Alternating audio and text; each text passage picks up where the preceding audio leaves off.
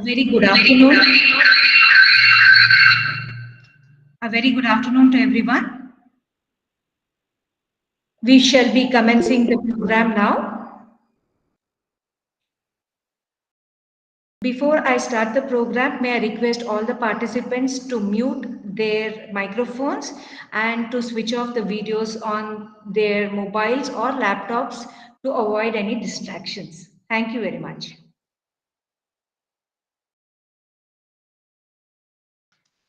Good afternoon, everyone. Greetings from Kateel Ashok Pai Memorial College, Shivamogga. Kateel Ashok Pai Memorial College, an educational institute run by the Manasa Trust, is a college dedicated to education related to mental health. And on this day, that is October the 10th, it is but our duty to ensure that we spread the message of mental health to the wider community. It's been a long-standing tradition at Kateel Ashok Pai Memorial College to organize a week-long awareness program on mental health. Today, we have with us an eminent panel of experts from the field of psychiatry, social work, education, law, and clinical psychology to discuss this year's theme, Mental Health is an Universal Right. Before we start the program, a request to all the participants, please keep your video off and mic turned off. We shall have the questions at the end of the session after all the panelists have presented their views. We shall be taking the questions only from the chat box. So the participants are requested that if they have any queries or questions to be addressed to the panelists, please type it out in the chat box. The Deputy Commissioner will be joining us shortly, and with the permission of the Honorable Judge Shri Chandan, we would like to start the program today. Please, madam, please proceed. Thank you very much, sir. We would now start the program. I request the Principal of Kateel Ashok Pai Memorial College, Dr. Sandhya Kaveri, to welcome the guests and the participants.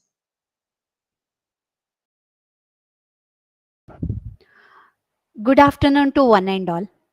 On behalf of Manasa Trust, Kateel Ashok Pai Memorial College, Shivamogga, District Legal Services Authority, Shivamogga, I wish all of you happy World Mental Health Day. On the occasion of World Mental Health Day, Kateel Ashok Pai Memorial College and District Legal Services Authority, Shivamogga, collaboratively organized week-long awareness programs. To mark the importance of the theme, mental health is a universal right, today we all gathered here on this Google platform for a panel discussion by different experts on the theme. On behalf of Manasa Trust, Kateel Ashok Pai Memorial College, the students and the staff, and all the delegates, I feel privileged to welcome Senior Civil Judge, Honorable Member Secretary to District Legal Services Authority, Shivamogga, Shri C.N. Chandan sir. Welcome you, sir. Thank you, madam. Thank you. I also feel privileged to welcome our respected Deputy Commissioner of Shivamogga, Dr. Selvamani, who will be joining us soon. I am very happy to welcome all the panelists who accepted our invitation to give their expert opinion on the theme Mental Health, a Universal Human Right. I am very happy to welcome Madam Prema E., Honorable Member of District Consumer Commission Udupi and a legal expert. Welcome you, ma'am. Thank you, madam. I feel privileged to welcome Dr. Karthik, psychiatrist, senior psychiatrist who has vast experience in the field of psychiatry from Manasa Nursing Home, Shivamogga. Welcome you, sir. Thank you, ma'am. I also feel very happy to welcome Sister Marie Evelyn, coordinator of our postgraduate department of psychology and clinical psychology. Welcome you, sister. Thank you, madam. I feel very happy to welcome Sri Mahendra Rajaram, who is a officer for Disaster Management and Resilience for UNICEF South Zone from Hyderabad. Welcome you, Mr. Mahendra. He will be joining us soon. So in his absence, I'm welcoming him. I feel very happy to welcome all the delegates and dignitaries who are participating on this platform and eagerly waiting to listen to the expert opinions on the theme of mental health is a universal human right. Welcome you all delegates. I feel very happy to welcome our HOD of Department of Psychology, who is also a moderator for this panel discussion, Dr. Archana Bhatt. Welcome you, madam. Thank you very much, ma'am. Of course, this program is for the students and the public, uh, which we are organizing through this platform, Google Meet. I welcome all the students and the staff of Kateel Ashok Pai Memorial College and Kateel Ashok Pai Memorial Institute of Allied Health Sciences. I feel privileged to welcome all the HODs of our different departments. Dr. Pushpalata from Department of MPhil Clinical Psychology, Mr. Rakshit, Madam Ananya, Hani, Mr. Vinay, Madam Sridevi from the Department of Psychology. Welcome you all. We have with us different dignitaries from District Legal Services Authority. I feel very happy to welcome all of them on behalf of Manasa Trust and Kateel Ashok Pai Memorial College. This program would not be possible without the guidance of our academic advisor and director of Manasa Center for Cultural Studies, Dr. Rajendra Chennai sir. I feel very happy and I convey my gratitude for accepting our invitation and be there with this platform. I welcome you, sir. Thank you. Thank you, Dr. Sandhya. Today's program was supported, encouraged, and motivated by our director, Dr. Rajani Epai, whom I am recognizing now. I am also recognizing Dr. Preeti Shanbag, who is academic director for our Kateel Ashok Pai Memorial Institute and eminent psychiatrist. I am also recognizing the support of Dr. Vaman Shanbag, who is the trustee of Manasa Trust. Once again, I wish you all World Happy Mental Health Day and I welcome each one of you. I am also recognizing the support of the media persons in Shivamogga. Thank you. Handing over to Archana Madam. Thank you very much, ma'am, for the wonderful welcome. It is my honor to introduce the panelists of today. As mentioned before, in today's panel, we have a representation of multiple stakeholders and promoters of mental health from the field of psychiatry, education, social work, law, and clinical psychology. All the panelists come with vast experience in their respective fields. Our first panelist is Dr. Mahendra Rajaram. He is an expert from the field of social work. He's worked in social development sector for the past 30 plus years. He is presently working in UNICEF in Hyderabad and Chennai for strengthening disaster management institutions and sectoral department of 5 state governments, Tamil Nadu, Kerala, Telangana, Andhra Pradesh and Karnataka. His area of work include disaster risk reduction, climate change, adaptation, child rights, and school education. Sir will be joining us shortly. We also have the second panelist who is from the clinical psychology field, Sister Mari Evelyn AC. She is currently the PG coordinator of clinical psychology at Kateel Ashok Pai Memorial Institute of Allied Health Sciences with over 40 years of teaching experience and 30 years of counseling experience for youth, parents, and others. A very warm welcome to you, sister, and sister will be talking to us shortly too. Thank you. Thank you, Archana. We also have with us the panelists who would be from the background of psychiatry. So we have with us Dr. Karthik UM. Dr. Karthik UM is currently working as a consultant senior psychiatrist at Manasa Nursing Home, with us since 2013. He has completed his MBBS in Bangalore Medical College, completed his post-graduation in psychiatry from JJM Medical College, Davangere, and his area of interest lies in psychopathology, psychosis, schizophrenia, and pharmacogenetics. A very warm welcome to you again, sir, and sir will also be addressing us shortly. Thank you, ma'am. Thank you, sir. We also have with us Srimati E. Prema. She is an LLM, LLB in Labor, Industrial Relationships, Administration Law, and an MA in Political Science. Madam is an expert in the field of law, and she is currently the member of District Consumer Commission, Udupi. Madam also has a PG Diploma in Consumer Law and Practice and PG Diploma in Child Rights and Law. She's worked for 20 years as a lawyer in Shivamogga District Court. She is also a Senate member of Kuvempu University and a syndicate member of Davangere University. Srimati Prema ma'am has worked in special areas which include working with children from disturbed families and rehabilitation of convicts. Ma'am will be addressing us on these issues. A very warm welcome to you, madam. Thank you, madam. Our last panelist is our own Professor Rajendra Chenni, sir. Professor Rajendra Chenni was a former professor of English from Kuvempu University and is presently the director of Manasa Center for Cultural Studies, Shivamogga.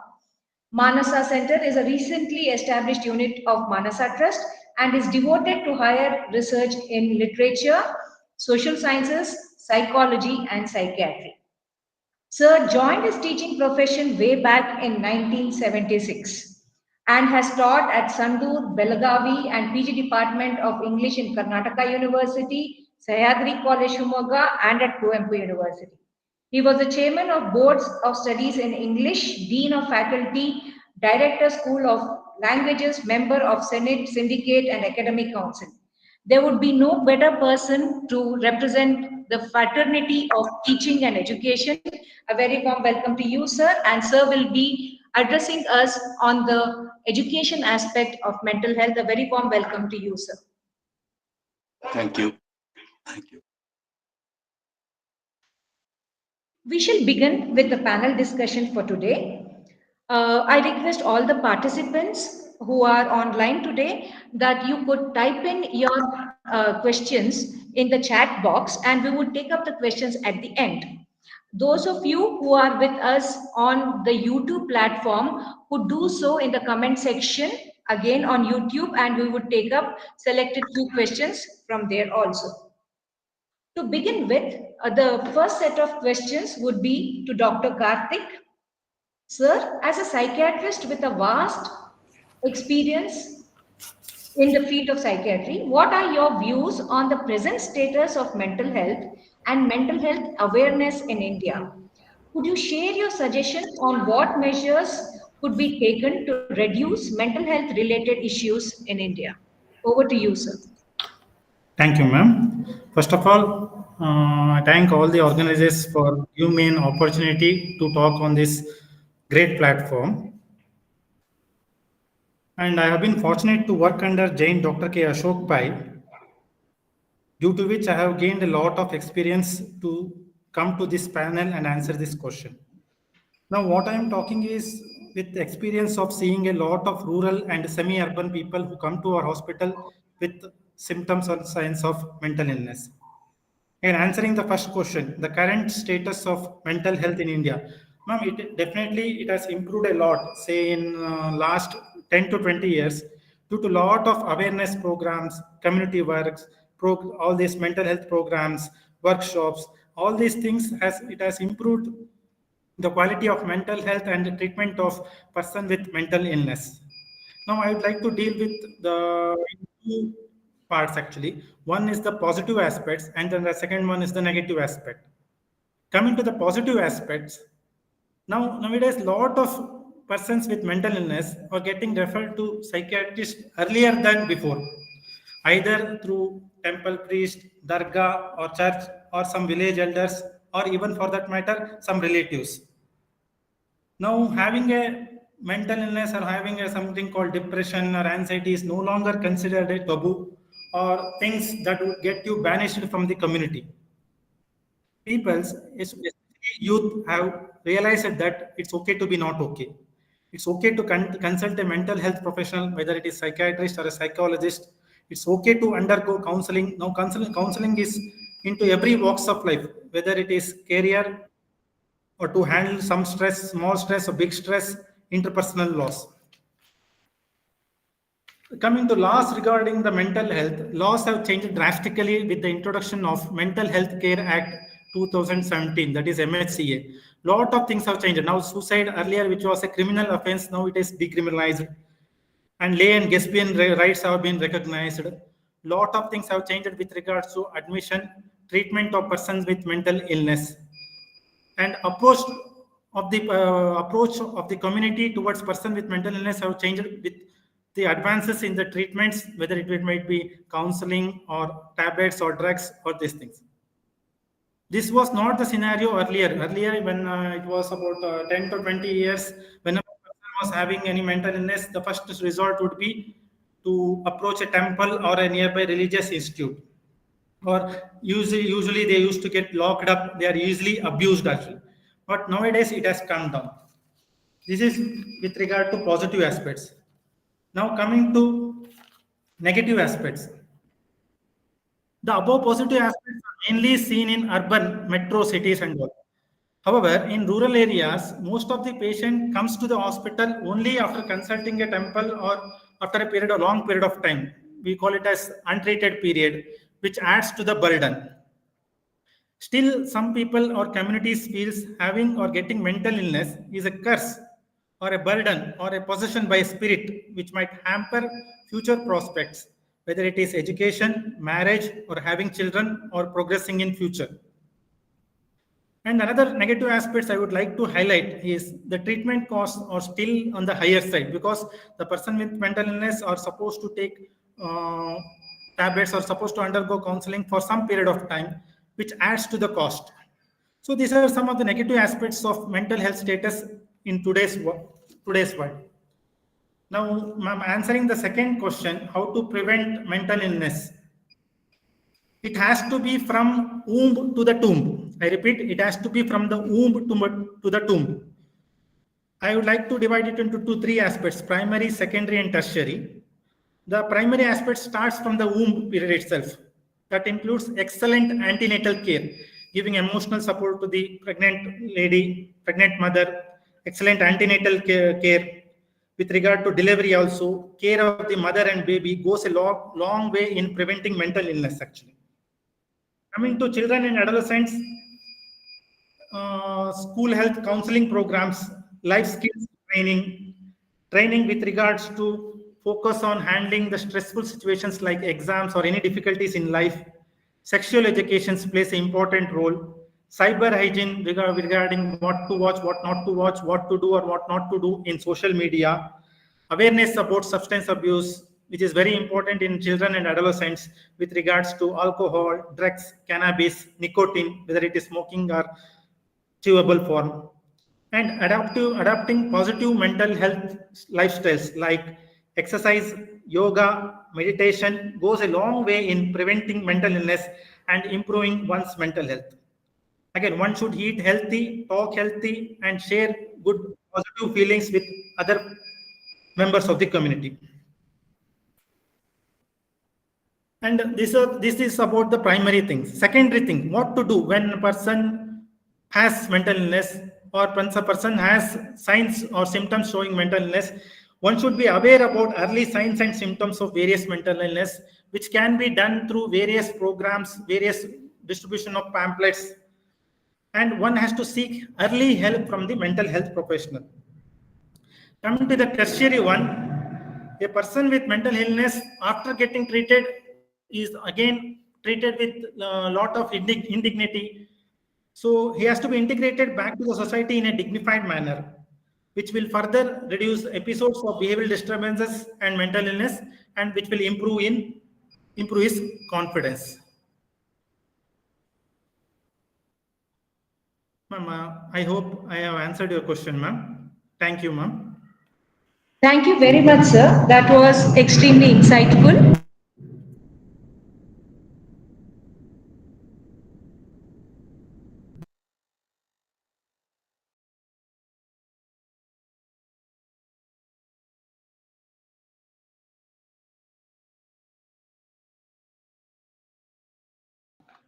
Thank you, sir. Sorry, we had a small technical snag there. As sir pointed out, let me just bring it to the notice of all the participants here. Dr. Karthik has been working in a tier 2 city in a hospital where we have footfalls of more than 150 patients per day. So his words come directly from experience, looking at the everyday way that the patients, are treated. And thank you very much, sir, because your words have been extremely insightful. Thank you very much, sir. For the Thank you, next ma'am. set, thank you, sir. The next set of questions, probably we would take it from Dr. Rajendra Chenny, sir. These questions would be related to education. So our second set of questions to Dr. Rajendra Chenny, sir, is how is education in today's world contributing to mental health? Does it work as a promoter or actually as a barrier in some way? As an educationist, do you suggest education could help promote mental health and how if it does so? Over to you, Chenny, sir. Well, thank you, Dr. Archana. The first point I would like to make is the importance and the prominence given to mental health in the educational system is inadequate. Though, of course, mental health awareness has been increasing, and many governmental policies and agencies they are attending to the introduction in some way or the other of mental health awareness in the educational institutions. This is not enough because there has to be a very serious engagement with issues relating to mental well-being. I was just going through some of the statistics, and one of them is quite scary. It tells us that even in USA, with a far developed educational system, nearly 50% of the adolescents who are of the age group to which most of our learners belong, they have mental health problems, and 20% of them are quite severe. It only means that even as our awareness of mental health and mental well-being have been increasing, there has also been an increase in the enormous stress and the problems which the social context has created. For example, there has been the loss of these familial values, and our young people are nowadays feeling more and more separated, alienated from the society, etc. So it is in this context that we have to look at the status of mental health issues and awareness in the educational system. I would like to say that an enormous and collective effort now needs to be made in order to spread mental health awareness. And the educational curriculum should make it obligatory for every school and every college to include mental health awareness as part of the syllabus. This is very important for us. Instead of talking about moral education and value-based education, we should be paying more attention to what's happening to the minds of our young learners. And this can happen if, first of all, we make mental health awareness a part of the education system, which it is not right now. Secondly, we need to increase the pace at which our teachers can be, trained in the basics of mental health. I would also like to acknowledge the contribution of the teachers in the educational system so far. There has been this very fine tradition of lay counseling where parents and teachers and elders in their own way they were contributing to the understanding of the problems, analyzing of the problems that the learners go through, and they were also able to give some kind of useful, pragmatic advice. I feel this is dwindling now because everybody is under pressure. There's lack of time and lack of engagement with this. So even while acknowledging the way in which the traditional school system was attending partially to the question of mental health awareness, we now need to integrate mental health awareness. You asked me the question, how is education contributing to it? My answer is it is contributing to it. There is greater awareness, but at the same time, the challenges are quite large, I would say. And this, I think, can be attended to by doing certain things. For example, we need to encourage institutions which specialize in mental health and who are capable of giving training to teachers and counselors. These institutions should be encouraged to start courses in counseling for the teachers. I think the law should also make it obligatory for every school and every college to have a trained counselor. This can go a long way in making the educational system respond to the needs of mental health, because you know, all age groups of learners spend a great deal of their time during the day in the institutions. And this is where I think we should give them an opportunity under the guidance of the teachers who are trained. And I think we need to create a pool of experts and trained counselors. I mean, each city, each region can have a pool of these counselors and experts whose expertise can be shared, so that continuously mental health awareness becomes a part of the educational system. There are only two ways of doing it. One is to make it obligatory part of the curriculum and the syllabus, and the other is to create an ecosystem in every educational institution where counseling is available online or offline. And most importantly, we also need to engage with the education of the parents, because most of the surveys tell us that even now in 2023, the public knowledge of mental well-being is rather poor. And one of the comments made was it is people are very poorly informed, and therefore there have to be these continuous interactions between parents and teachers in schools, and some kind of a basic information should also be made available to the parents, because they are the ones who could recognize, the need for their wards to get some kind of a help from counseling.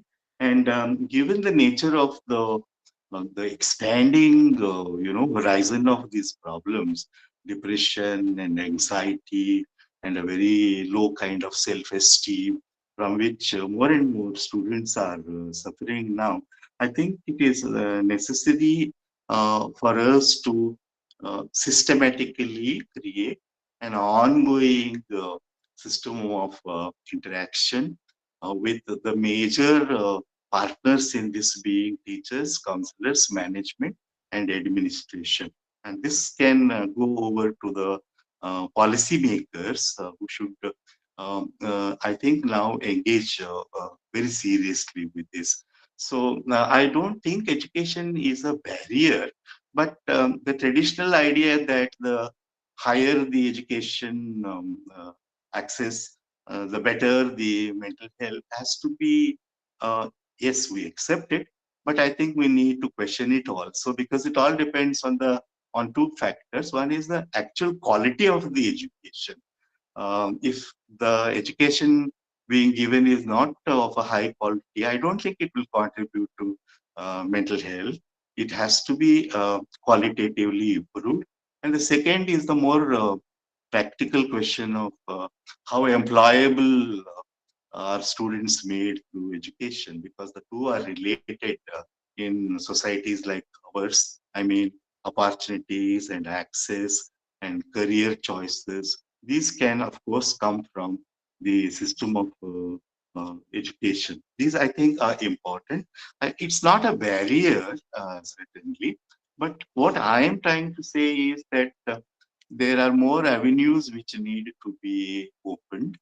And whatever research and understanding is coming through in psychology and psychiatry should be made available to all of us who are engaged with these issues. I think we also need to, in a way, in our own way, put across our ideas to the policy makers. Let's remember that the educational system in our country is largely uh, controlled by the policies of the government and the administration. Therefore, it becomes very necessary to impress upon the policymakers that we straight away make mental health awareness a part of the educational system, and it should be given larger attention than what we have been giving. This can happen, as I said, by either integrating it into the learning process itself, or maybe along with the classroom, if you could create this, what I described as an ecosystem of sharing, of counseling, of learning. The last of the points I would like to make was the serious challenge today is that our classrooms have no walls. I mean, the students are through the media and through the other kinds of communication being more and more exposed to certain ideologies, which create some kind of a prejudice against the other. Um, Many such things which are happening in the public world, in the political and the social world, are now impinging on the classroom. I mean, on the young students. If you just look at the participation of the students in some of the public events in which they should not be participating, I would say that we need to take a very serious look at it. This is learning system is for understanding the self, creating relationships with the community, trying the best that one can do in order to contribute to equality, oneness, and such values. Those, I think, should be considered a part of the mental health awareness. These are some of the points I wanted to share with you. I hope I have answered, at least partially, some of your questions. Thank you very much, sir. I suppose the answer that you have given is something that resonates with all of us present over here because we are in some way or the other connected to education. We might be parents, we might be teachers. There's some who are students over here. Some of us who would be employing these students and then seeing the result of the education for so many years. Thank you very much, sirs, for such a very insightful response that you have given. Thank you very much, sir. We will get back once we have questions on this topic, and I'm sure we would have a lot of questions on this topic. Thank you very much, sir. Moving on to the next panelist, we have Sister Mari Evelyn.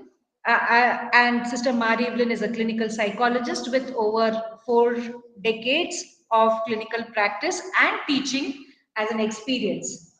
Sister, with your vast experience, according to you, what are the issues which are on the rise in the present times? That is, what is it that you have been seeing, the cases that, and sister also comes with counseling experience. So according to you, what are the issues which are on the rise, and what are the problems and challenges that today's population faces, and how can it be tackled? So sister, I know I have asked a question probably which is very vast, and I hope it can be answered, and we're very sure sister will be able, because there are many people who are waiting for this question to be answered. Over to you, sister. Yes, thank you, Dr. Archana. Good evening to all present here, especially all the panelists, all mental health professionals, our staff, students, and other participants. The questions raised by you are very pertinent, especially today when we celebrate the World Mental Health Day with the theme, Mental Health is a Universal Human Right. It is a basic necessity in order to lead a very happy life and make our life meaningful and fruitful. We are living in the, I think I should say, technology-based information age, with digitalization of everything, with latest technology, rapid pace of change, social media bringing everything to our doorsteps and fingertips, and making everything apparently easy and leaving us in a difficult situation. In this process of rapid change, the whole world and people of all ages, children, youth, even the older people, are going through experiencing today a completely different, confusing, uncertain, conflicting, and compromising environment when compared to what and how it was a few decades ago. I can make a lot of comparison actually. Although we are living in this information age, we are often overwhelmed by overflow of information, facing choice overload, unable to sift too many choices and options. What is true? What is real? What is false? What is fake? What can be accepted? What to reject? What to use? Or what is dangerous to use? There are so many new things to learn. What do I learn first? It is a challenge if there is no one to guide. Once a teacher decided to give an assignment to the students, the same question Dr. Archana asked me. What is the biggest challenge facing your generation? An overwhelming number of students pointed to technology as the biggest challenge, specifically how cell phones run as well as ruin their lives. And I was really surprised to see this answer, run, R-U-N, and ruin, R-U-I-N. So that while running, I am destroyed in the process. Social isolation, and it brings social isolation, distractions, lose sight of one's goal in life, cyberbullying, and peer pressure, academic poor performance due to this, physical and mental health issues, and eroding of relationships. Some pointed out change in social and home environment, which has become toxic, and there is lack of understanding and respect for the older generation. Thus, technology, which is a boon, has become a bane. All depends on the way we use it. Instead of being the masters, we have become the slaves of technology. Today's children as well as the youngsters unable to function if their technological gadgets fail to function. Technology has affected all ages, both young and old, and all sectors and sections of society. While children and youth get excited when something new comes, the middle-aged and older ones may get anxious and afraid, not knowing how to use it and to manage the unknown. And I have also experienced this. Coming to some of the issues posing a challenge, I have put together issues and challenges because they are one leading to the other. I would consider first is addiction. Under addiction, technology addiction, drug addiction, alcohol addiction, gaming addiction, addiction to sex, craze for online shopping. And related to the above, you have peer pressure, bullying, fear of bullying, cyberbullying, stalking, FMO, fear of missing out, lack or loss of human interaction, isolation, loneliness, relationship problems, depression, suicide, loss of self-confidence, unemployment, especially educated unemployed. Aftermath of COVID-19 pandemic created a few more problems. Increased use of social media, texting habits have changed the way of communication as well as learning. And that is what we experience today as teachers. Then sleep is was affected, eating habits, loss of exercise or outdoor games, overuse of electronic devices, online gaming, gambling, leading to social isolation and depression, online friendships, almost living in a virtual world. In this process, they lack social skills, experience lack of self-confidence, body image issues, fear of acceptance by others, inability to self-management, managing one's thoughts and emotions, unable to do time management, undergoing a lot of stress. Coming to the most important aspect, how to tackle or handle these. I'm not able to give an answer, and that answer will definitely be inadequate and not an easy task on both sides, both to as I'm giving you as well as the one who is receiving or one who applies. It is situational. In order to handle any problem, one must first be aware and acknowledge that I have a problem and name the problem. Awareness helps to take appropriate steps to solve the problem. It is said that the present generation is a victim of false information. First of all, they are not willing to acknowledge and accept that overuse or overdoing something, although good and useful, can also be harmful and can create a problem. They deny or decline to accept it as a problem. And finally, when they experience the dire consequences of the problem, it is too late to undo. They are not the only ones who are affected, but the parents, siblings, marital partners, children, extended family, sometimes the entire family, and even the society, especially when they take the extreme steps in desperation, committing suicide. We need to train the present generation to develop critical thinking, perceive and interpret critically the world around them and the experiences they go through. Learning to filter, constantly questioning the hidden agenda, its consequences on one's thinking, feeling, and decisions. Teach and encourage children, youth, and others to analyze reality around them as it is and not as they assume to be.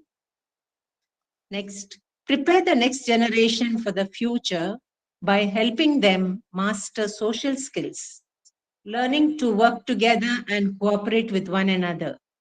Many of the issues we face already, such as social struggles, inequality, gender discrimination, discrimination of all kinds, these are some of the symptoms of a society not used to working together, which can be handled by using advanced social skills. I would like to have a word on depression. Depression affects physical and mental and academic life, social relationships. According to WHO report, we have the highest number of depressed cases. More than 56 million suffer from depression.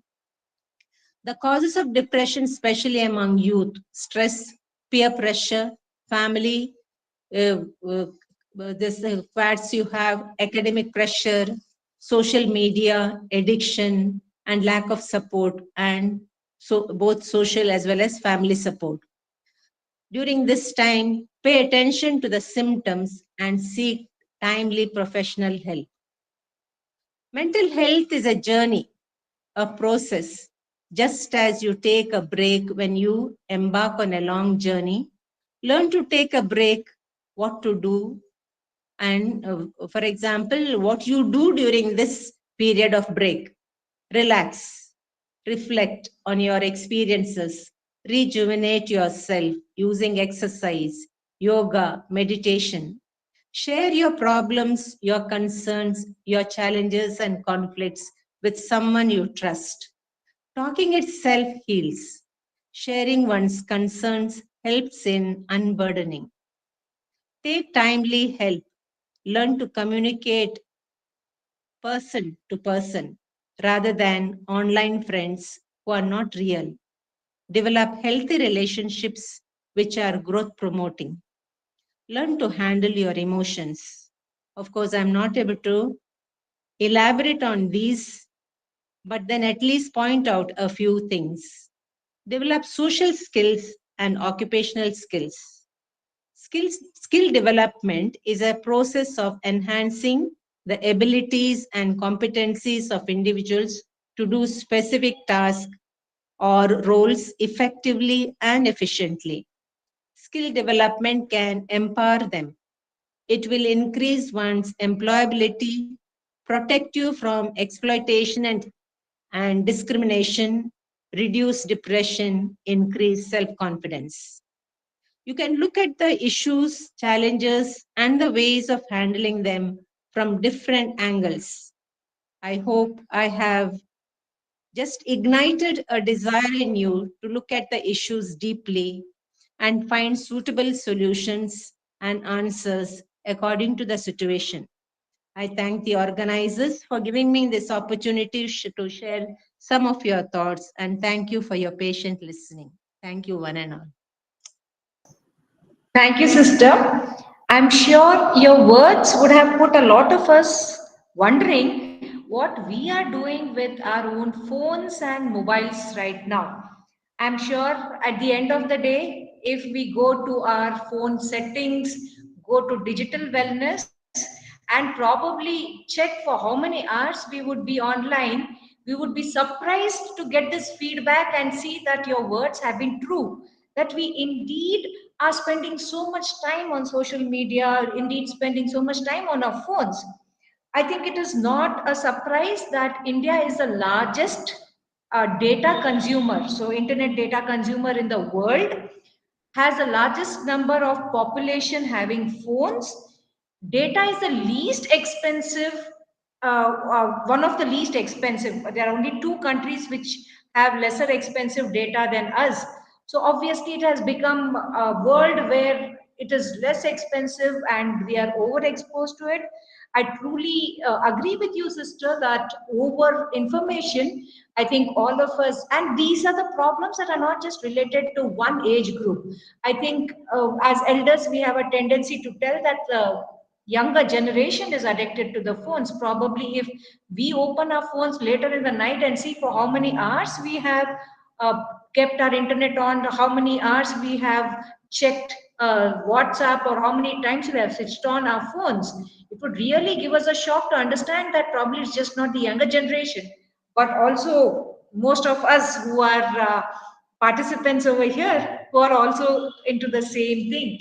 Thank you very much, sister. It's been extremely enlightening and it's always a pleasure listening to you. Thank you once again, sister. Thank you. We would next take the question for Srimati Prema ma'am. Ma'am, am I audible, ma'am? Yes, ma'am. You are audible. Yes, ma'am. Yes, ma'am. Thank you, ma'am.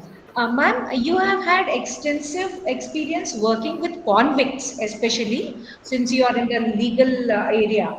And you have also worked with children who come from disturbed family. Whenever we think about mental health, it is usually about the population that all of us are in, and we rarely think about criminals, the convicts. How are they going to come back to the mainstream? How are we going to change their mindset and their mental health? What about their mental health rights? So, madam, if you could, with your experience, share a few things about the mental health of convicts and also working with children coming from disturbed families. Over to you, madam. Yes. Thank you, ma'am. Good evening, one and all. Respected guests and audience, I would like to start my few words with the sayings of Justice Shivraj V. Patil, former CJ of the Supreme Court. ಮಾನವ ಹಕ್ಕುಗಳು ಮೂಲ ಸ್ವರೂಪದೊಂದಿಗೆ ಒಬ್ಬ ವ್ಯಕ್ತಿ ಸ್ವತಂತ್ರವಾಗಿ ಘನತೆ ಮತ್ತು ಗೌರವದಿಂದ ತನ್ನ ಸಂಪೂರ್ಣ ಸಾಮರ್ಥ್ಯವನ್ನು ಕಂಡುಕೊಳ್ಳಲು, ಸಮಾಜದ ಸದಸ್ಯನಾಗಿ ಅಭಿವೃದ್ಧಿ ಹೊಂದಿ ನಾಗರಿಕ, ಸಾಮಾಜಿಕ ಮತ್ತು ರಾಜಕೀಯ ಜೀವನದಲ್ಲಿ ಇರಲು ಕನಿಷ್ಠ ಅವಶ್ಯಕತೆಯಾಗಿ ಕಾನೂನು ಮತ್ತು ರಕ್ಷಣಾತ್ಮಕ ವ್ಯವಸ್ಥೆಯನ್ನು ಪೂರೈಸುವುದು ಅತ್ಯಗತ್ಯ.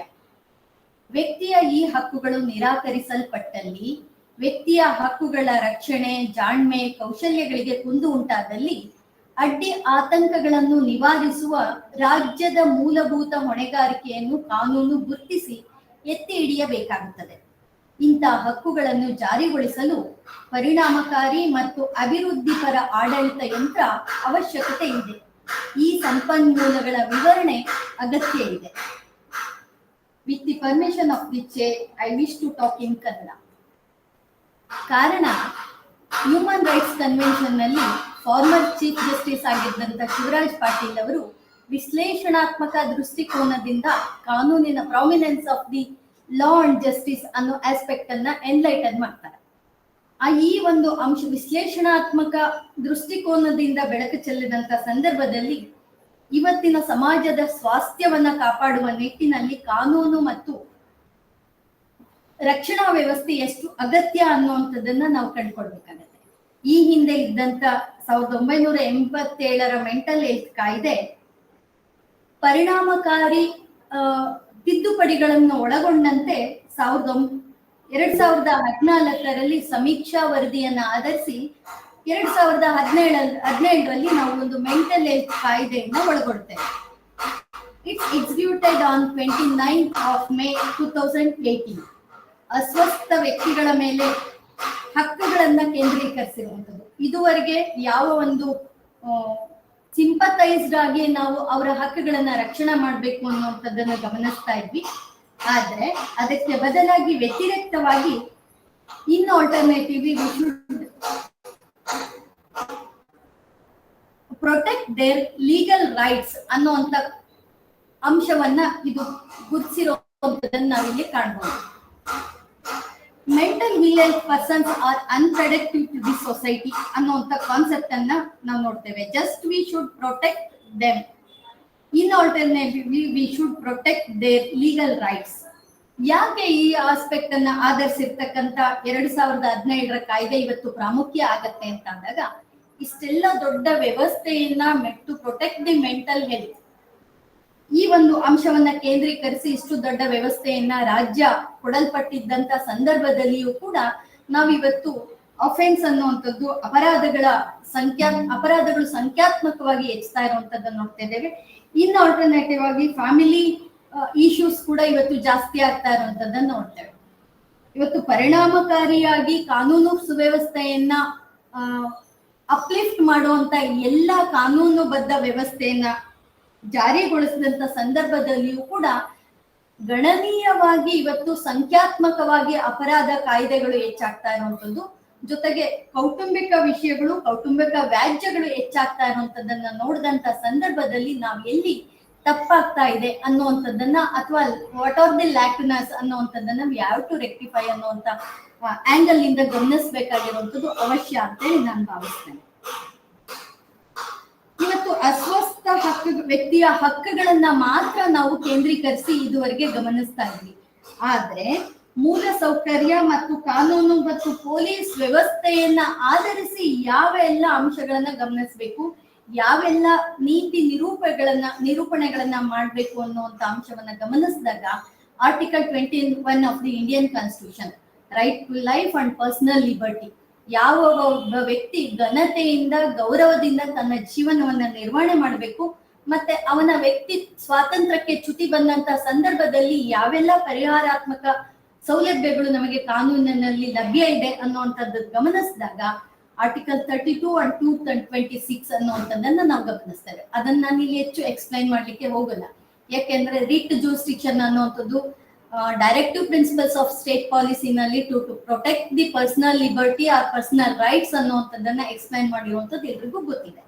ಆದ್ರಿಂದ ಇವತ್ತು ಯಾವ ವಿಷಯಗಳನ್ನ ಆಧರಿಸಿ ನಾವು ಕಾನೂನು ಎಲ್ಲಿ ವೈಫಲ್ಯವನ್ನ ಹೊಂದಿದೆ, ಅಥವಾ ವ್ಯಕ್ತಿಗಳ ಮೆಂಟಲ್ ಹೆಲ್ತ್ ಅಥವಾ ಇನ್ಸೇನ್ ಪರ್ಸನ್, ಅನ್ಸೌಂಡ್ ಪರ್ಸನ್ಸ್ ಅಂತೇಳಿ ನೋಡಿದಾಗ ಅವರ ಹಕ್ಕುಗಳನ್ನ ಯಾವ ರೀತಿಯಲ್ಲಿ ನಾವು ರಕ್ಷಣೆ ಮಾಡಬೇಕು ಅನ್ನೋ ಅಂಶವನ್ನ ಗಮನಿಸಿದಾಗ ಒಂದು ಕಾಯ್ದೆಯನ್ನ, ಒಂದು ಪ್ರಕರಣವನ್ನ ನಾನು ಇಲ್ಲಿ ಉಲ್ಲೇಖ ಮಾಡ್ಬೇಕಾಗುತ್ತೆ. Ramamurthy versus state of Karnataka ಅನ್ನುವಂತ ಒಂದು ಪ್ರಕರಣದಲ್ಲಿ ಜೈಲ್ ಪ್ರಿಸನರ್ಸ್ ಲೈಫ್ ಪ್ರೊಟೆಕ್ಷನ್ ಬಗ್ಗೆ ಎಷ್ಟರ ಮಟ್ಟಿಗೆ ಇವತ್ತು ಜೈಲಿನಲ್ಲಿ ಇರ್ತಕ್ಕಂಥ ಕೈದಿಗಳ ಜೀವವನ್ನ ನಾವು ರಕ್ಷಣೆ ಮಾಡ್ತಾ ಇದ್ದೀವಿ, ಅಥವಾ ಅವರ ಮೆಂಟಲ್ ಹೆಲ್ತ್ ಅನ್ನ ರಕ್ಷಣೆ ಮಾಡ್ಲಿಕ್ಕೆ ಅಗತ್ಯವಾಗಿರ್ತಕ್ಕಂಥ ವಾತಾವರಣವನ್ನ ಹೇಗೆ ನಾವು ಸೃಷ್ಟಿ ಮಾಡ್ತಾ ಇದ್ದೀವಿ ಅನ್ನುವಂಥ ಪ್ರಶ್ನೆಯನ್ನ ಮಾಡಿರುವಂತದ್ದು ಆ ಪ್ರಕರಣದಲ್ಲಿ ಕಂಡು ಬರುತ್ತೆ. ಕಾರಣ ಇಷ್ಟೇ, ಯಾವುದೋ ಒಂದು ಮೆಂಟಲ್ ಹೆಲ್ತ್ ಕಾರಣದಿಂದ ಅಥವಾ ಯಾವುದೋ ಒಂದು ಆಂಗ್ಸೈಟಿ ಇರ್ಬೋದು, ಒತ್ತಡ ಇರ್ಬೋದು, ಖಿನ್ನತೆ ಇರ್ಬೋದು, ಆತಂಕ ಇರ್ಬೋದು, ಈ ಎಲ್ಲ ಕಾರಣದಿಂದ ಯಾವುದೋ ಒಬ್ಬ ವ್ಯಕ್ತಿ ಯಾವುದೋ ಒಂದು ಫ್ರಾಕ್ಷನ್ ನಲ್ಲಿ, ಒಂದು ಗಳಿಗೆಯಲ್ಲಿ ಅಪರಾಧವನ್ನ ಮಾಡ್ದ ಅಂತಂದ್ರೆ ಒಂದು ಲಾಂಗ್ ಎನ್ಕ್ವೈರಿಯ ನಂತರದಲ್ಲಿ ಅವನನ್ನ ತೀರ್ಮಾನ ಮಾಡಿ ನಾವು ಜೈಲಿಗೆ ಕಳಿಸಿದಂತ ಸಂದರ್ಭದಲ್ಲಿ ಕೂಡ we should protect is personal liberty or right to life ಅನ್ನುವಂಥದ್ದನ್ನ ಇಲ್ಲಿ ಪ್ರಶ್ನೆ ಮಾಡಿರುವಂತದ್ದು ನಾವು ಗಮನಿಸಬಹುದು. ಯಾಕೆ ಈ ಅಂಶವನ್ನ ನಾನು ಉಲ್ಲೇಖ ಮಾಡ್ತಾ ಇದ್ದೀನಿ ಅಂತಂದ್ರೆ, ಅಪರಾಧಿ ಆದಾಕ್ಷಣ ಅವನ ವ್ಯಕ್ತಿ ಸ್ವಾತಂತ್ರ್ಯವನ್ನ ನಾವು ಕರ್ಟೈಲ್ ಮಾಡ್ಲಿಕ್ಕೆ ಸಾಧ್ಯ ಇಲ್ಲ. ಅಪರಾಧಿ ಅಂದಾಕ್ಷಣಕ್ಕೆ ಒಂದು ಕ್ಷಣಕ್ಕೆ ಆದಂತ ಅಪರಾಧದ ಕಾರಣದಿಂದ ಅವನ ವ್ಯಕ್ತಿ ಸ್ವಾತಂತ್ರ್ಯಕ್ಕೆ ಅಥವಾ ಅವನ ನ್ಯಾಯಬದ್ಧವಾಗಿ ಹೊಂದಿರ್ತಕ್ಕಂಥ ಹಕ್ಕುಗಳನ್ನ ವಿ ಶುಡ್ ಪ್ರೊಟೆಕ್ಟ್ ಅನ್ನುವಂತ ಅಂಶವನ್ನ ರಾಮಮೂರ್ತಿ ಪ್ರಕರಣದಲ್ಲಿ ಎತ್ತಿಡಿಯಲಾಗಿದೆ. ಅದಲ್ಲದೆ ಕೂಡ ಅಪರಾಧಿಗೆ ಇರ್ತಕ್ಕಂಥ ಕಾನೂನುಬದ್ಧ ಹಕ್ಕುಗಳ ರಕ್ಷಣೆ ಆಗ್ಬೇಕು ಅನ್ನೋ ಒಂದೇ ಉದ್ದೇಶದಿಂದ ದೊಡ್ಡ ಪ್ರಮಾಣದಲ್ಲಿ ನಡೆಯುವಂತ ನ್ಯಾಯಾಲಯದ ವಿಚಾರಣೆಯನ್ನು ಕೂಡ ಎಷ್ಟು ಮಟ್ಟಿಗೆ ನೀವು ಅವರಿಗೆ ಒಳ್ಳೆಯ ಅಟ್ಮಾಸ್ಫಿಯರ್ ಅನ್ನ ಒದಗಿಸ್ಲಿಕ್ಕೆ ಸಾಧ್ಯ ಆಗುತ್ತೆ ಅನ್ನೋ ಅಂಶವನ್ನು ಕೂಡ ಇಲ್ಲಿ ಪ್ರಶ್ನೆ ಮಾಡಿರ್ತಕ್ಕಂಥದ್ದು ಈ ಪ್ರಕರಣದಲ್ಲಿ ನಾವು ನೋಡ್ಬೋದು. ಅದೇ ರೀತಿ Veena Sethi versus state of Bihar, ಇವತ್ತು ಜೈಲಿನಲ್ಲಿರ್ತಕ್ಕಂಥ ಕೈದಿಗಳಿಗೆ ಯಾವ ವಾತಾವರಣವನ್ನ ಕೊಡ್ತಾ ಇದ್ದೀವಿ ನಾವು, ಅವ್ರ ಜೈಲು ವಾತಾವರಣದಲ್ಲಿ ಅವರು ಅಪರಾಧಿಗಳನ್ನ ನ್ಯಾಯಾಲಯ ನಡೆಸ್ಕೊಳ್ಳುವಂತ ರೀತಿ, ಮನುಷ್ಯರಾಗುವ ಬದಲು ಅಪರಾಧ ಅನ್ನುವಂತ ಒಂದೇ ಅಂಶದಲ್ಲಿ ಅವರು ಒಳಗೋದಾದ ತಕ್ಷಣಕ್ಕೆ, ಜೈಲು ಕೈದಿಗಳಾದ ತಕ್ಷಣಕ್ಕೆ ಮನುಷ್ಯರಾಗುವ ಬದಲು ಇನ್ನಷ್ಟು ವ್ಯಗ್ರರಾಗುವಂತದನ್ನ ನಾವು ಕಾಣ್ತಾ ಇದ್ದೇವೆ ಅನ್ನೋ ಒಂದು ಉಲ್ಲೇಖವನ್ನ ಈ ಪ್ರಕರಣದಲ್ಲಿ ಮಾಡ್ತಾರೆ. ಅಂದ್ರೆ ಸ್ಟೇಟ್ ಆಫ್ ಮೈಂಡ್ ಯಾವುದು ಅನ್ಸೌಂಡ್ ಮೈಂಡ್ ಅನ್ನುವಂತ ಒಂದೇ ಕಾರಣದಿಂದ ವ್ಯಕ್ತಿ ಕ್ರಿಮಿನಲ್ ಆಗಿ ಮಾರ್ಪಡುವಂತದನ್ನ ನಾವು ನೋಡ್ತೇವೆ. ಆದ್ರೆ ಅದೇ ಕ್ರಿಮಿನಲ್ ಬ್ಯಾಕ್ ಗ್ರೌಂಡ್ ಇರುವಂತ ಒಬ್ಬ ವ್ಯಕ್ತಿ ಒಳ್ಳೆಯ ಅಟ್ಮಾಸ್ಫಿಯರ್ ಅನ್ನು ಕೊಟ್ಟಂತ ಸಂದರ್ಭದಲ್ಲಿ, ಒಳ್ಳೆಯ ಮುಕ್ತ ವಾತಾವರಣವನ್ನ, ಕಾನೂನುಬದ್ಧ ವಾತಾವರಣವನ್ನ ಕೊಟ್ಟಂತ ಸಂದರ್ಭದಲ್ಲಿ ಅವನನ್ನ ಮನುಷ್ಯನಾಗಿ ಬದಲಾವಣೆ ಮಾಡೋದ್ರ ಮೂಲಕ ಮೇನ್ ಸ್ಟ್ರೀಮಿಗೆ, ಮುಖ್ಯವಾಹಿನಿಗೆ ತರಲಿಕ್ಕೆ ಸಾಧ್ಯ ಆಗುವಂಥದ್ದು ಕೂಡ ರಾಜ್ಯದ ಕರ್ತವ್ಯ ಅಥವಾ ಮೂಲಭೂತ ಹೊಣೆಗಾರಿಕೆ ಅನ್ನುವಂಥದ್ದನ್ನ ವೀಣಾ ಸೇಠಿ ಪ್ರಕರಣದಲ್ಲಿ ಉಲ್ಲೇಖ ಮಾಡಿರುವಂತದ್ದನ್ನ ನಾವು ಗಮನಿಸಬಹುದು. ಯಾಕೆ ಈ ವಿಷಯವನ್ನ ನಾನು ಇವತ್ತು ಉಲ್ಲೇಖ ಮಾಡ್ತಾ ಇದ್ದೀನಿ ಅಂದ್ರೆ, ಇವತ್ತು ಯಾವುದೇ ಕೋರ್ಟ್ಗಳಿಗೆ ನಾವು ಹೋದಂತ ಸಂದರ್ಭದಲ್ಲಿ ಅಲ್ಲಿ ಕಂಡು ಬರುವಂತದ್ದು ಅಪರಾಧಿಕ ನ್ಯಾಯಾಲಯಗಳು ಯಾವಿದಾವೆ, ಕ್ರಿಮಿನಲ್ ಕೋರ್ಟ್ಸ್ ಯಾವಿದಾವೆ, ಅವು ಇವತ್ತು ಅಪರಾಧಿಗಳಿಂದ ತುಂಬಿ ತುಳುಕುವಂಥದ್ದನ್ನ ನಾವು ನೋಡ್ತೇವೆ. ಇವತ್ತು ಕ್ರಿಮಿನಲ್ ಕೇಸ್ಗಳು ತುಂಬಾ ದೊಡ್ಡ ಮಟ್ಟದಲ್ಲಿ ಹೆಚ್ಚಾಗಿರುವಂಥದ್ದು, ಆತ್ಮಹತ್ಯೆ ಪ್ರಕರಣಗಳು ಹೆಚ್ಚಾಗಿರುವಂಥದ್ದು, ವ್ಯಕ್ತಿಯಿಂದ ವ್ಯಕ್ತಿಗೆ ಗಮನಿಸಿದಾಗ ಪ್ರತಿಯೊಬ್ಬ ವ್ಯಕ್ತಿ ಒತ್ತಡದಿಂದ ಬಳಲ್ತಾ ಇರುವಂಥದ್ದು, ಆತ್ಮಹತ್ಯೆಗೆ ಒಳಗಾಗುವಂಥದ್ದು, ಖಿನ್ನತೆಗೆ ಒಳಗಾಗುವಂಥದ್ದು, ಈ ರೀತಿಯ ಮಾನಸಿಕ ಸ್ವಾಸ್ಥ್ಯವನ್ನ ಕಳ್ಕೊಂಡಿರ್ತಕ್ಕಂಥ ಸಮಾಜವನ್ನ ನೋಡಿದಂತ ಸಂದರ್ಭದಲ್ಲಿ ಸಹಜವಾಗಿ ಅಪರಾಧಿಕ ಪ್ರಕರಣಗಳು ಹೆಚ್ಚಾಗುತ್ತೆ. ಅಂತ ಸಂದರ್ಭದಲ್ಲಿ ಇವತ್ತು ಮೆಂಟಲ್ ಹೆಲ್ತ್ ಅನ್ನ for the reason of rectification ಅಂತೇಳಿ ನಾವು ಗಮನಿಸಿದಾಗ ಮೆಂಟಲ್ ಹೆಲ್ತ್ ಕೋರ್ಟ್ಸ್ ಅನ್ನೇ ಎಸ್ಟಾಬ್ಲಿಷ್ ಮಾಡಬೇಕು ಅನ್ನುವಂತ ಒಂದು ಕೂಗು ಕೂಡ ಕೇಳಿ ಬಂದಿದ್ದನ್ನ ನಾವಿಲ್ಲಿ ಗಮನಿಸಬಹುದು. WHO ವರ್ಲ್ಡ್ ಹೆಲ್ತ್ ಆರ್ಗನೈಸೇಷನ್ ಒಂದು ಅಧ್ಯಯನದ ಪ್ರಕಾರ ಒಟ್ಟಾರೆ ಇರ್ತಕ್ಕಂಥ ಮಾನಸಿಕ ಅನಾರೋಗ್ಯಗಳಲ್ಲಿ 15% ಅನಾರೋಗ್ಯಗಳು ಮಾನಸಿಕ ಅನಾರೋಗ್ಯವಾಗಿ ಕಂಡು ಬರುತ್ತೆ. ಇವೆಲ್ಲದೂ ಕೂಡ ಖಿನ್ನತೆ, ಒತ್ತಡ, ಆತಂಕ, ಸ್ಕಿಜೋಫ್ರೀನಿಯಾದಂತ ಸಮಸ್ಯೆಗಳಿಂದ ಬಳಲ್ತಾ ಇರ್ತಕ್ಕಂಥದ್ದನ್ನ ನಾವು ನೋಡ್ತೇವೆ. ಯಾವ ಒಬ್ಬ ವ್ಯಕ್ತಿ ಸಿವಿಲ್ ರೈಟ್ಸ್ ವೈಲೇಷನ್ ಆದಂತ ಸಂದರ್ಭದಲ್ಲಿ ಸಹಜವಾಗಿ ಕೋರ್ಟಿನ ಕಟಕಟೆಯನ್ನ ಏರ್ತಾನೆ. ಅದೇ ರೀತಿಯಲ್ಲಿ ಕೋರ್ಟಿನ ಕಟಕಟೆಗೆ ಏರಿದಂತ ವ್ಯಕ್ತಿಗೆ ಅವನ ಮಾನಸಿಕ ಒತ್ತಡವನ್ನ ಬರಿದು ಮಾಡಿಕೊಳ್ಳೋ ರೀತಿಯಲ್ಲಿ ಮುಕ್ತ ವಾತಾವರಣ ಅಥವಾ ಮುಕ್ತವಾಗಿರ್ತಕ್ಕಂಥ ನ್ಯಾಯವನ್ನ ಕೊಡ್ಲಿಕ್ಕೆ ಸಾಧ್ಯ ಆದಂತ ಸಂದರ್ಭದಲ್ಲಿ ಮಾತ್ರ ಮುಕ್ತ ಮತ್ತು ಅಪರಾಧ ಮುಕ್ತವಾದಂತ ಸಮಾಜವನ್ನ ನಾವು ಹುಟ್ಟಾಕ್ಲಿಕ್ಕೆ ಅಥವಾ ಕಾಣ್ಲಿಕ್ಕೆ ಸಾಧ್ಯ ಆಗುತ್ತೆ ಅನ್ನೋದು. ಯಾಕೆ ಇದನ್ನ ನಾನು ಹೇಳ್ಬೇಕು ಅಂತಂದ್ರೆ, 2 ರೀತಿಯ ಅಂಶಗಳನ್ನ ನಾವಿಲ್ಲಿ ಗಮನಿಸಬಹುದು. ಒಂದು, ಕಾನೂನು ಮತ್ತು ರಕ್ಷಣಾತ್ಮಕ ವ್ಯವಸ್ಥೆಯಲ್ಲಿ ಇರ್ತಕ್ಕಂಥ ಕೊರತೆಯ ಭಾಗ. ಆರೋಗ್ಯಕರವಾಗಿರ್ತಕ್ಕಂಥ ಮುಕ್ತ ವಾತಾವರಣ ಇಲ್ಲದೆ ಇರುವಂಥದ್ದು. ಸಣ್ಣ ಸಣ್ಣ ವಿಷಯಗಳನ್ನ ಒತ್ಕೊಂಡು ಇವತ್ತು ಕೌಟುಂಬಿಕ ನ್ಯಾಯಾಲಯಕ್ಕೆ ಬರ್ತಾರೆ. ಅಂತ ಸಂದರ್ಭದಲ್ಲಿ ಇವತ್ತು ಅಲ್ಲಿರ್ತಕ್ಕಂಥ ಒಂದು ವ್ಯವಸ್ಥೆಯನ್ನು ಕೂಡ ನಾನು ಇಲ್ಲಿ ಉಲ್ಲೇಖ ಮಾಡ್ತೇನೆ. ಈ ಹಿಂದೆ ಇಲ್ಲದೆ ಇರ್ತಕ್ಕಂಥ ಕೌಟುಂಬಿಕ ನ್ಯಾಯಾಲಯದಲ್ಲಿ ಕನ್ಸಿಲೇಷನ್ ಅನ್ನುವಂಥ ಒಂದು ಸ್ಟೇಜ್ ಅನ್ನ, before going to the trial, conciliation ಅಂತ ಒಂದು ಸ್ಟೇಜ್ ಅನ್ನ ಸೆಟ್ ಮಾಡಲಾಯಿತು. ಅದೇನಂತಂದ್ರೆ ಸಣ್ಣ ಪುಟ್ಟ ಅನಾರೋಗ್ಯಕರ ಮನಸ್ಥಿತಿಯಿಂದ ಬಂದಿರ್ತಕ್ಕಂಥ ಸಣ್ಣ ಪುಟ್ಟ ಅಸಂತೋಷಗಳನ್ನ ಇಟ್ಕೊಂಡು ಬಂದಿರ್ತಕ್ಕಂಥ ದಂಪತಿಗಳಿಗೆ ಕೌನ್ಸಿಲಿಂಗ್ ಮಾಡೋದ್ರ ಮೂಲಕ ಅಥವಾ ಅವರಿಬ್ಬರನ್ನು ಮಾತಾಡಿಸಿ ಸರಿಪಡಿಸಬಹುದಾದಂತ ಮಾನಸಿಕ ಆರೋಗ್ಯವನ್ನ ಕಾಪಾಡದಂತ ಸಂದರ್ಭದಲ್ಲಿ ಸಮಸ್ಯೆಗೆ ಪರಿಹಾರವನ್ನ ನ್ಯಾಯಾಲಯ ಕೊಡಬಹುದು ಅನ್ನುವಂತ ಒಂದು ಹಿತದೃಷ್ಟಿಯಿಂದ, ಅನ್ನುವಂತ ಒಂದು ಘನ ಉದ್ದೇಶದಿಂದ ಕೌನ್ಸಿಲಿಂಗ್ ಸ್ಟೇಜ್ ಅನ್ನ ಇಡ್ಲಾಯ್ತು. ಆದ್ರೆ ಇವತ್ತು ದುರಾದೃಷ್ಟ ಅಂತೇಳಿ ಭಾವಿಸ್ತೇನೆ ನಾನು, ಆ ಕೌನ್ಸಿಲಿಂಗ್ ಎಫೆಕ್ಟಿವ್ ಆಗಿ ಆಗದೆ ಇರುವಂತದ್ದನ್ನ ನೋಡ್ತೇವೆ. ಬಿಕಾಸ್ ಸೀನಿಯರ್ ಅಡ್ವೊಕೇಟ್ಸ್ ಅನ್ನುವಂತ ವ್ಯಕ್ತಿಗಳಿಗೆ ಅದನ್ನ ಕೊಡ್ಲಾಗತ್ತೆ, ಆದ್ರೆ ಸ್ಕಿಲ್ಡ್ ಅನ್ನುವಂಥವ್ರನ್ನ ನಾವೆಲ್ಲಿ ಗಮನಿಸುದಿಲ್ಲ. ಅಂದ್ರೆ ಯಾವ ಕೌನ್ಸಿಲಿಂಗ್ ಮಾಡ್ಬೇಕಾದವರಲ್ಲಿ ಇರ್ಬೇಕಾದಂತ ಸ್ಕಿಲ್ ಏನಿದೆ, ಕೌಶಲ್ಯತೆ ಏನಿದೆ, ಅದನ್ನ ಗಮನದಲ್ಲಿ ಇಟ್ಕೊಳ್ದೆ ಯಾರಿಗೂ ಇವತ್ತು ಸಮಯ ಅಥವಾ ಕಾಯ್ಬೇಕು ಅನ್ನುವಂತ ವಾತಾವರಣ ಇಲ್ಲದೆ ಇರುವಂತ ಸಂದರ್ಭದಲ್ಲಿ ಹರಿನಲ್ಲಿ ನಾವೆಲ್ಲರೂ ಕೂಡ ಓಡುವಂತ ಓಟದಲ್ಲಿ ಇವತ್ತು ಒಂದು ಕ್ರಮ ಅಥವಾ ಒಂದು ಹಂತವಾಗಿ ಮಾತ್ರ ನಾವಿವತ್ತು ಕೌನ್ಸಿಲಿಂಗ್ ಅನ್ನ ಮಾಡ್ತಾ ಇದ್ದೇವೆ. ಆದ್ರೆ ಮುಕ್ತವಾಗಿ ಕೇಳಿಸ್ಕೊಳ್ಳುವಂತ, ಒಬ್ಬ ವ್ಯಕ್ತಿಯ ಮಾನಸಿಕ ಸಮಸ್ಯೆಗಳಿಗೆ ಉತ್ತರ ಕೊಡುವಂತ, ಸಂತೈಕೆ ಮಾಡುವಂತ ವಾತಾವರಣ ಇಲ್ಲದೆ ಇದ್ದ ಕಾರಣದಿಂದ ಕೌಟುಂಬಿಕ ನ್ಯಾಯಾಲಯಗಳಲ್ಲಿ ನಿಜವಾಗಿ ಸಂಪೂರ್ಣ ನ್ಯಾಯ ಸಿಗದೆ ಇರುವಂತದನ್ನ ನಾವು ಗಮನಿಸಬಹುದು. ಅದು ಒಂದು ಕಾರಣ ಅಂತೇಳಿ ನಾನು ಹೇಳಲಿಕ್ಕೆ ಇಚ್ಛೆಪಡ್ತೇನೆ. ಅದೇ ರೀತಿ ಅಪರಾಧಿಕ ನ್ಯಾಯಗಳಲ್ಲಿ, ಅಪರಾಧಿಕ ಘಟನೆಗಳಲ್ಲಿ ಯಾವ ಒಬ್ಬ ವ್ಯಕ್ತಿ ಒಂದು ಕ್ಷಣದ ಅಪರಾಧಕ್ಕೋಸ್ಕರ ಜೈಲು ವಾತಾವರಣವನ್ನ ಸೇರುವಂಥದ್ದು ಅಥವಾ ವಿಚಾರಣೆಗೆ ಒಳಪಡುವಂಥದ್ದು. ಆದ್ರೆ ನಾವಿವತ್ತು ನೋಡ್ತೇವೆ ಅಪರಾಧ ಮಾಡಿದ ಒಬ್ಬ ವ್ಯಕ್ತಿಯನ್ನ ಹೇಗೆ ನಾವು ನಡೆಸ್ಕೊಳ್ತೇವೆ ಅನ್ನುವಂಥದ್ದು. ಒಬ್ಬ ವ್ಯಕ್ತಿ, ಅಪರಾಧಿಗಳು ಸಹಜವಾಗಿ ಹೇಳ್ತಾರೆ ಇಲ್ಲಿಗೆ ಬರುವಂತದ್ದೇ ಪನಿಷ್ಮೆಂಟ್, ಫೈನಲಿ ಜಡ್ಜ್ಮೆಂಟ್ ಏನಾಗುತ್ತೆ ಅನ್ನೋದಕ್ಕಿಂತ ಹೆಚ್ಚಾಗಿ ದಿನನಿತ್ಯ ಓಡಾಡ್ತೀವಿ, ಅನೇಕ ವರ್ಷಗಳ ಕಾಲ ಓಡಾಡ್ತೀವಲ್ಲ, itself is a punishment ಅನ್ನುವಂಥದ್ದು ಅವ್ರಿಗೆ ಈಗಾಗಲೇ ಗೊತ್ತಾಗೋದಿಲ್ಲ. ಆ ರೀತಿಯ ವಾತಾವರಣ ಇರುವಂತದ್ದು ಕೂಡ ನ್ಯಾಯ ಅನ್ನುವಂಥದ್ದು ಎಷ್ಟು ಮಟ್ಟಿಗೆ ಹತ್ತಿರದಲ್ಲಿ ಸಿಗಲಿಕ್ಕೆ ಲಭ್ಯ ಇದೆ ಅನ್ನುವಂಥದ್ದು ನಾವು ಗಮನಿಸಬೇಕಾಗುತ್ತೆ.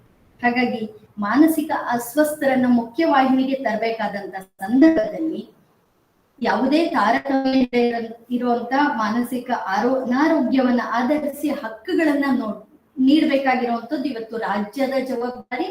ಅದ್ರ ಜೊತೆಗೆ ಇವತ್ತು ನ್ಯಾಯಾಲಯದ ಜವಾಬ್ದಾರಿ ಅನ್ನುವಂಥದ್ದನ್ನ ನ್ಯಾಯಾಲಯ ಈಗಾಗಲೇ ಜಸ್ಟಿಸ್ ಶಿವರಾಜ್ ಪಾಟೀಲ್ ಅವರು ಹೇಳಿದಂತ ವಿಶ್ಲೇಷಣಾತ್ಮಕ ದೃಷ್ಟಿಕೋನದಲ್ಲಿ ರಾಜ್ಯದ ಹಕ್ಕುಗಳು ಹೇಗೆ ರಾಜ್ಯದ ಜವಾಬ್ದಾರಿಯನ್ನ ಕೊಡಲ್ಪಡುತ್ತೆ ಅನ್ನುವಂಥದ್ದನ್ನ ಹೇಳಿದ್ರು. ಕಾನೂನು ಕೇವಲ ಗುರ್ತಿಸುವಂಥದ್ದು, ಆಗ್ತಾ ಇರ್ತಕ್ಕಂಥ ತಪ್ಪುಗಳನ್ನ ಗುರ್ತಿಸಿ ಎತ್ತಿ ಹಿಡಿಯುವಂಥದ್ದು ಬೇಕಾಗತ್ತೆ ಅನ್ನುವಂಥ ಒಂದು ಪರಿಣಾಮಕಾರಿ ಅಭಿವೃದ್ಧಿ ಮತ್ತು ಅಭಿವೃದ್ಧಿಪರ ಆಡಳಿತ ಯಂತ್ರದ ಅವಶ್ಯಕತೆ ಇದೆ, ಸಂಪನ್ಮೂಲಗಳ ವಿವರಣೆಯ ಅಗತ್ಯ ಇದೆ ಅನ್ನುವಂಥ ಒಂದು ಅಂಶ ಇಲ್ಲಿ ಒತ್ತು ಕೊಡ್ಬೇಕಾಗತ್ತೆ ಅಂತ ನನಗೆ ಅನ್ನಿಸ್ತಿದೆ.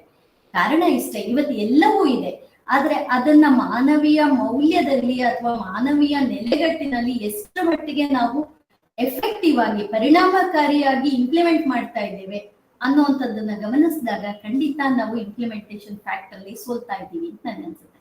ಹಾಗಾಗಿ ಇವತ್ತು ನ್ಯಾಯಾಲಯ ವ್ಯವಸ್ಥೆಗಳು ಪರಿಣಾಮಕಾರಿ ಕೆಲಸವನ್ನ ಮಾಡ್ತಾ ಇದ್ದಾಗಿಯೂ ಕೂಡ ನಮ್ಮಲ್ಲಿರ್ತಕ್ಕಂಥ ಕೆಲವು ಕುಂದುಕೊರತೆಗಳನ್ನ ಆಧರಿಸಿ ಗಮನಿಸಿದಾಗ ಅಲ್ಲಿಯೂ ಕೂಡ ನಮಗೆ ಪರಿಣಾಮಕಾರಿ ರಿಸಲ್ಟ್ ಅನ್ನ ಪಡ್ಕೊಳ್ಳಿಕ್ಕೆ ಸಾಧ್ಯ ಆಗ್ತಾ ಇಲ್ಲ ಅನ್ನುವಂಥದ್ದನ್ನ ನಾನು ಇಲ್ಲಿ ಹೇಳಲಿಕ್ಕೆ ಇಚ್ಛೆ ಪಡ್ತೇನೆ. ಈ ಒಂದು ಅಂಶದಲ್ಲಿ ಕಡೆಯದಾಗಿ ಹೇಳ್ಬಹುದಾದಂಥದ್ದು ಅಂದ್ರೆ ಇವತ್ತು ಸಹಜವಾಗಿ ಇವತ್ತಿನ ಒತ್ತಡದ ಬದುಕಿನಲ್ಲಿ ಎಲ್ರಿಗೂ ಕೂಡ ಖಿನ್ನತೆ, ಫೋಬಿಯಾ, ಸ್ಕಿಜೋಫ್ರೀನಿಯಾ ಅನ್ನುವಂಥದ್ದು ಇದು ಬರ್ಬೇಕಂತೇನಿಲ್ಲ. ಫ್ರಮ್ ದಿ ಅಟ್ಮಾಸ್ಫಿಯರ್ ಆಲ್ಸೋ ಇವತ್ತು ಡೆವಲಪ್ ಆಗ್ತಾ ಇರುವಂತದ್ದು ನೋಡ್ತೇವೆ. ಅಂತ ಸಂದರ್ಭದಲ್ಲಿ ಅವನ್ನ ರೆಕ್ಟಿಫೈ ಮಾಡ್ಬೇಕು ಅಂತಂದ್ರೆ ಅಪರಾಧಿಕ ಇರ್ಬೋದು, ಫ್ಯಾಮಿಲಿ ಮ್ಯಾಟರ್ಸ್ ಇರ್ಬೋದು, ಅಥವಾ ಕಾನೂನು ಅನ್ನುವಂಥ ಒಟ್ಟು ವ್ಯವಸ್ಥೆಯಲ್ಲಿ ನಾವು ಗಮನಿಸಿದಾಗ ಇರುವಂತ ಕಾನೂನನ್ನ ಪರಿಣಾಮಕಾರಿಯಾಗಿ ಬಳಸ್ಕೊಳ್ಳೋದ್ರ ಮೂಲಕ ಆಪ್ತ ಸಮಾಲೋಚನೆ ಇರ್ಬೋದು ಅಥವಾ ಪರಿಣಾಮಕಾರಿ ಟೂಲ್ಸ್ ಮೂಲಕ ಪರಿಣಾಮಕಾರಿ ವಾತಾವರಣವನ್ನ ಹುಟ್ಟು ಹಾಕೋದ್ರ ಮೂಲಕ ವ್ಯಕ್ತಿಯನ್ನ ಅಪರಾಧಿ ಅಂತ ಗುರುಸೋದಕ್ಕೆ ಬದಲಾಗಿ ಅವನ ಹಕ್ಕುಗಳನ್ನ ಯೂನಿವರ್ಸಲ್ ರೈಟ್ ಅಂತ ಹೇಳ್ತೇವೆ ನಾವು, ಆದ್ರೆ ನಿಜವಾಗಿ ನಾವು ಅನುಪಾಲನೆಯಲ್ಲಿ ತಂದಿದೀವ ಅಂತ ನೋಡಿದಾಗ ವ್ಯಕ್ತಿಯನ್ನ ಸಿಂಪಥೈಸ್ಡ್ ಆಗಿ ನೋಡೋದಕ್ಕೆ ಬದಲಾಗಿ, ಮೆಂಟಲ್ ಇಲ್ನೆಸ್ ಪರ್ಸನ್ಸ್ ನ ಸಿಂಪಥೈಸ್ಡ್ ಆಗಿ ನೋಡೋದಕ್ಕೆ ಬದಲಾಗಿ, ನಾವು ಅವರ ಹಕ್ಕನ್ನ ರಕ್ಷಣೆ ಮಾಡಬೇಕು. ಅವರ ಹಕ್ಕಿನ ಬಗ್ಗೆ ಅವರಿಗೆ ಮಾಹಿತಿ ಇಲ್ಲದೆ ಇರ್ಬೋದು, ಆದಾಗ್ಯೂ ಕೂಡ ನ್ಯಾಯಾಲಯ ಅವರ ಪರವಾಗಿ ಅವರ ಹಕ್ಕುಗಳನ್ನ ಸಾಬೀತುಗೊಳಿಸ್ಲಿಕ್ಕೆ, ರಕ್ಷಣೆ ಮಾಡ್ಲಿಕ್ಕೆ ಅವರಿಗೆ ಮ್ಯಾನೇಜರ್ ಅನ್ನ ಕೊಡುವಂಥದ್ದು ಅಥವಾ ಲೀಗಲ್ ಗಾರ್ಡಿಯನ್ಸ್ ಅನ್ನ ಅಥವಾ ಲೀಗಲ್ ಮ್ಯಾನೇಜರ್ ನ ಅಪಾಯಿಂಟ್ ಮಾಡುವಂತ ಈ ಎಲ್ಲ ವ್ಯವಸ್ಥೆ ಇದೆ. ಆದ್ರೆ ಸಹಜವಾಗಿ ಮನೆಯವರೇ ಅದನ್ನ ಹೇಗೆ ಅಕ್ಸೆಪ್ಟ್ ಮಾಡ್ಕೊಳ್ತೇವೆ ನಾವು ಅಂತ ನೋಡಿದಾಗ ನಾವು ಅವರು ಪುನಃ ಉಳ್ಕೊಳ್ಳುವಂಥದ್ದು ನೆಗ್ಲಿಜೆನ್ಸ್, ನಿರ್ಲಕ್ಷ್ಯಕ್ಕೆ ಒಳಗಾಗುವಂಥದ್ದನ್ನು ಕಾಣ್ತಾನೆ. ಹಾಗಾಗಿ ಇಲ್ಲಿ ನ್ಯಾಯಾಲಯ, ನ್ಯಾಯದ ವ್ಯವಸ್ಥೆ ಮತ್ತು ಮಾನವೀಯ ಮೌಲ್ಯಗಳ ಅರಿವು ಮತ್ತೆ ಜಾಗೃತಿಯ ಅಗತ್ಯಾನುಸಾರವಾಗಿ ಇರ್ತಕ್ಕಂಥ ಕಾನೂನು ವ್ಯವಸ್ಥೆಯನ್ನ ಬಳಸ್ಕೊಳ್ಳೋದ್ರಲ್ಲಿ ಹೆಚ್ಚು ಮುಂದುವರಿಬೇಕು, ಹೆಚ್ಚು ಮುಂದಾಗಬೇಕು ಅನ್ನುವಂತ ಒಂದು ಕಳಕಳಿಯೊಂದಿಗೆ ನನ್ನ ಮಾತುಗಳನ್ನು ಮುಗಿಸ್ತೇನೆ. ಇನ್ನೇನಾದ್ರೂ ಪ್ರಶ್ನೆಗಳಿದ್ದಲ್ಲಿ ನಂತರದಲ್ಲಿ ಉತ್ತರ ಕೊಡುವಂತ ಪ್ರಯತ್ನವನ್ನ ಮಾಡ್ತೇನೆ. Thank you. Thank you Prema ma'am. ಎಷ್ಟು ಚೆನ್ನಾಗಿ ನೀವು ಈ ಕಾನ್ವಿಕ್ಟ್ಸ್ ಬಗ್ಗೆ, ಆಮೇಲೆ ಕ್ರಿಮಿನಲ್ಸ್ ನ ಸೊಸೈಟಿ ನಾವೇ, ಇದು ಬೇರೆಯವರಲ್ಲ. ಸೊಸೈಟಿ ಅಂದಾಗ it is us as individuals, educated individuals ಆಗಿ ನಾವು ಅವರು ಕಾನೂನು ಹಕ್ಕು ಕೊಟ್ಟರು ನಾವು ಅವ್ರಿಗೆ ಹಕ್ಕು ಕೊಡದೆ ಹೆಂಗಿದೀವಿ ಅಂತ ತಿಳಿಸಿದ್ದಕ್ಕೆ ತುಂಬಾ thank you ma'am. It was a very enlightening and something which touched us, because when we talk about criminals, we definitely don't talk about mental health rights when it comes to criminals, because they're anyway criminals. That is what we look at it, and probably that is one of the reasons why jails are seldom called jails now. We talk about it as correctional centers. Thank you very much ma'am for that very insightful talk. Thank you ma'am. Thank you. We would now be moving on to our next speaker. Uh, Mahendra sir, can you hear me sir now? Am I audible? Yes, I'm audible. Just give me a minute. Yes sir. Just a minute. You can give my introduction, then I'll join it. Yes sir, yes sir. Mahendra sir comes from the social work background, as we have already spoken, and he's based out of UNICEF South India, that is in Hyderabad. And the sir has had over 30 years of experience working with disaster management, and he's a resilience expert in resilience. So especially with the post-COVID scenario, all of us have gone through these 2 and extended years of COVID, where even a small cold or cough is enough for us to panic and think, is COVID coming back? So probably in such a scenario, it is apt that we talk to someone who has been working in this area. And as we all know, the coastal lines of Andhra Pradesh, Tamil Nadu, and Odisha are also home to cyclones. And the population over there always, has this roots under the shadows of cyclones and destructions. And for a person who's worked towards the resilience of these people, Mahendra sir, Rajaram sir is probably the best person to answer this question. Sir, your question here is, as a professional with over 3 decades of experience working in the field of crisis and disaster management, what according to you is the role of the community in building resilience in everyday life? And going further, how would the family and community help build positive mental health in the scenario of crisis, especially with respect to over to you? Thank you so much. Can you hear me? Is it voice clear? Yes, sir, it is pretty much clear. Well, thank you so much for inviting me to be part of this session. Elrigu namaskara. So I'm sorry that I came late because of other engagement that I had with the Telangana government. So with your questions, I would basically look at the resilience part, which are talking about coping mechanisms, whether it is a family, whether it is a community or the state. It all depends what is the level of disaster, what will be the disaster, and what will be the resilience levels. One thing resilience depends on the what is the ground realities. That is to say, whether there has been deaths in the family, deaths in the community, what is the number of casualties that has taken place, and what is the damages to the assets. If there is deaths, casualties, and damage, the resilience part or the coping mechanisms of the family or the individual is very low. It happens if you look at our own families, if there is a death or some casualties at home, our coping mechanisms are less. Even if we lose our assets, but if there is a life available and there's no casualties, our coping mechanisms are a little better. So if we look at the whole disaster scenario that we have seen, over the years, the coping mechanisms of the communities have risen because there is a focus on preparedness of the communities, preparedness of the families. Today, we have programs right from the school level, which is known as comprehensive school safety, so as to strengthen the resilience capacity of the students as well as the teachers. Then we have mitigation measures, and we have what is known as risk transfer mechanisms, where we ensure that our assets are protected. So once these aspects are taken care, especially by the state or by the community, then the resilience mechanisms or resilience, when you call as a coping mechanisms or ability to come back at the very early after a disaster, all depends how am I prepared for. In Indian context, most of us in the coastal communities or in the inland where we see a drought, at present Karnataka is under drought. We also see people where in the recent landslides and floods in Himachal Pradesh and Uttarakhand, where there has been severe damages, the coping mechanisms would be less because people have lost lives in their families and also assets. If you look at these particular coping mechanisms from the preparedness measures, we also need to look at how the state, the community, and personal or the families have looked into it.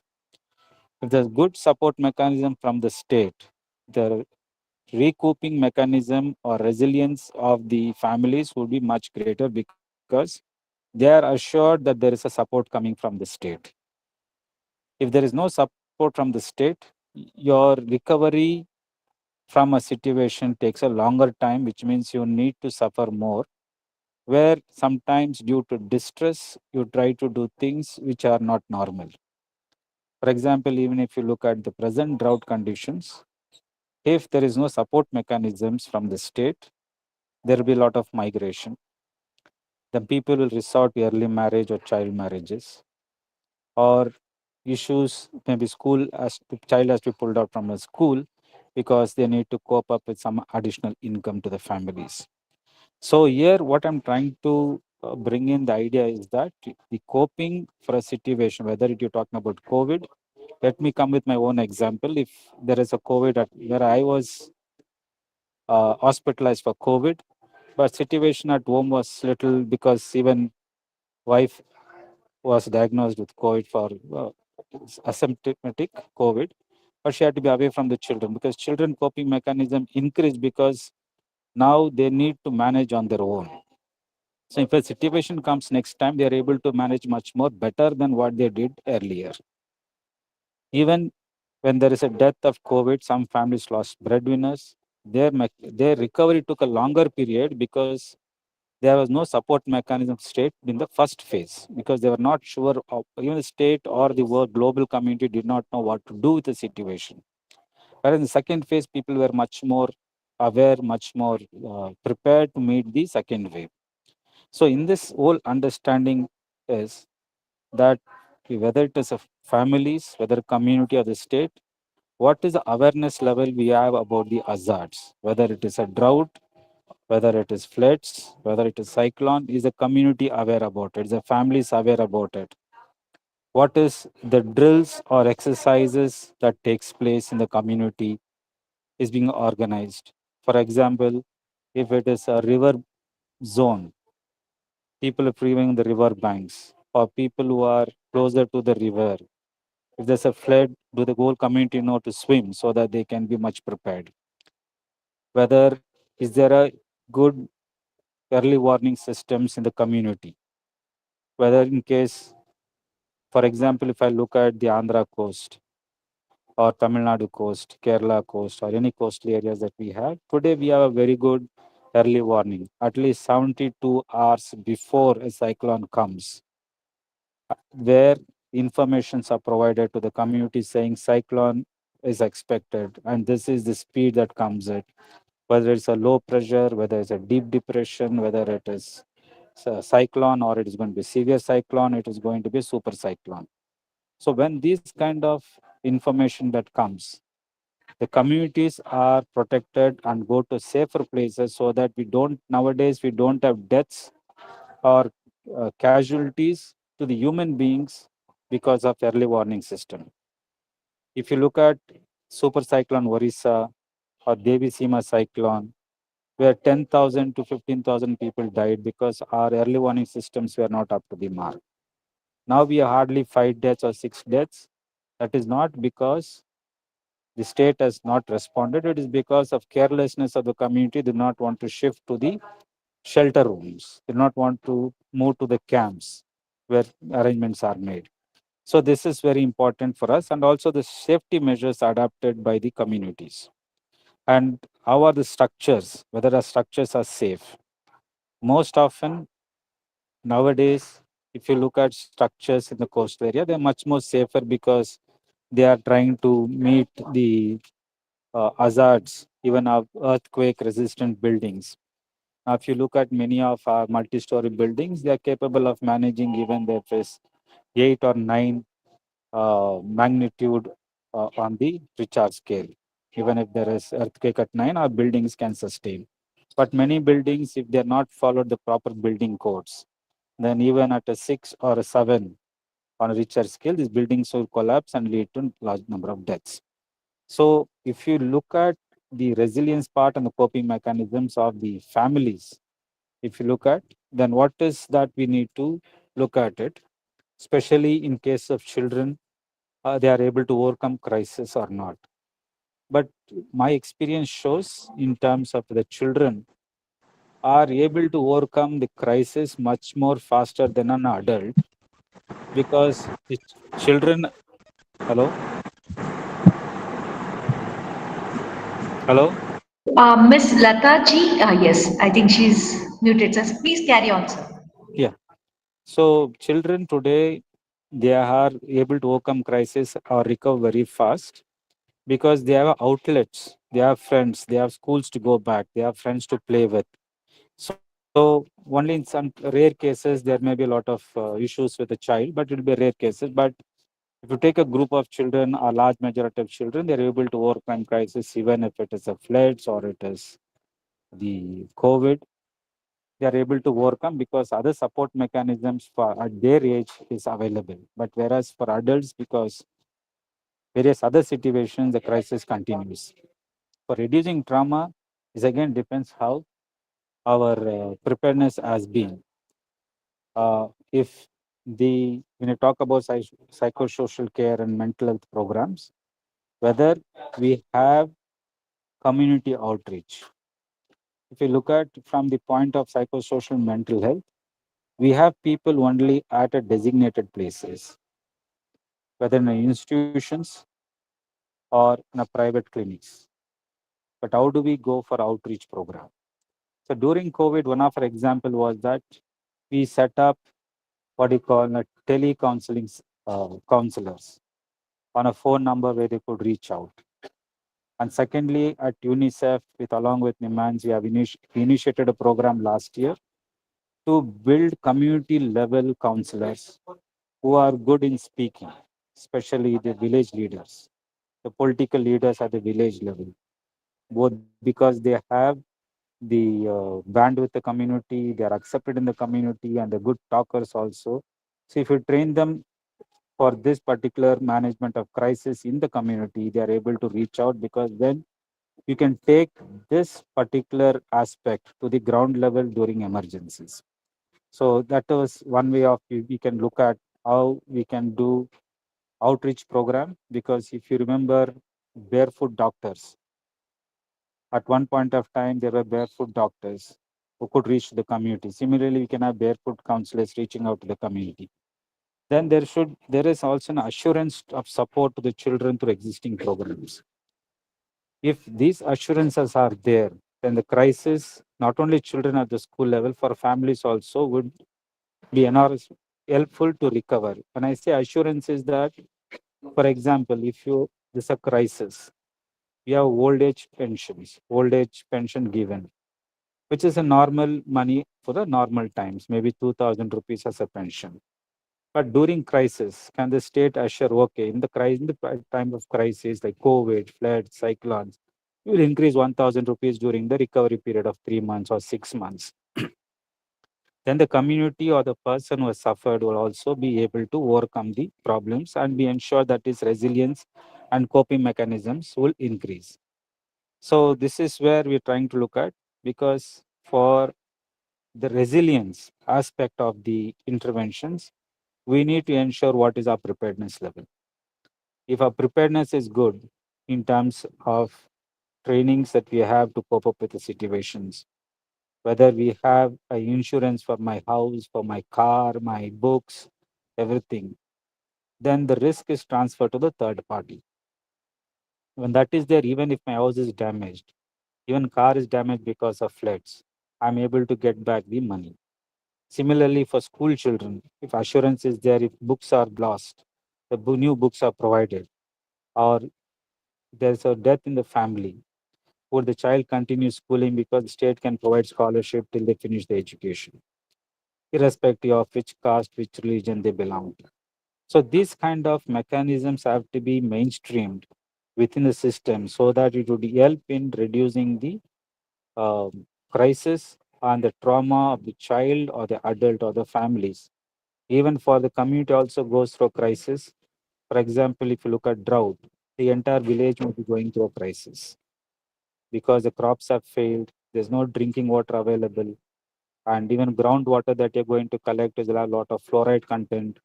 So, what is the assurance the state can give?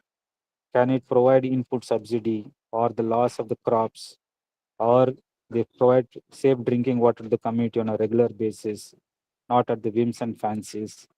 So these kind of mechanisms would reduce the trauma or the crisis that the individual may go through, or a family or the community. Over to you, ma'am. Anything else? Any other questions?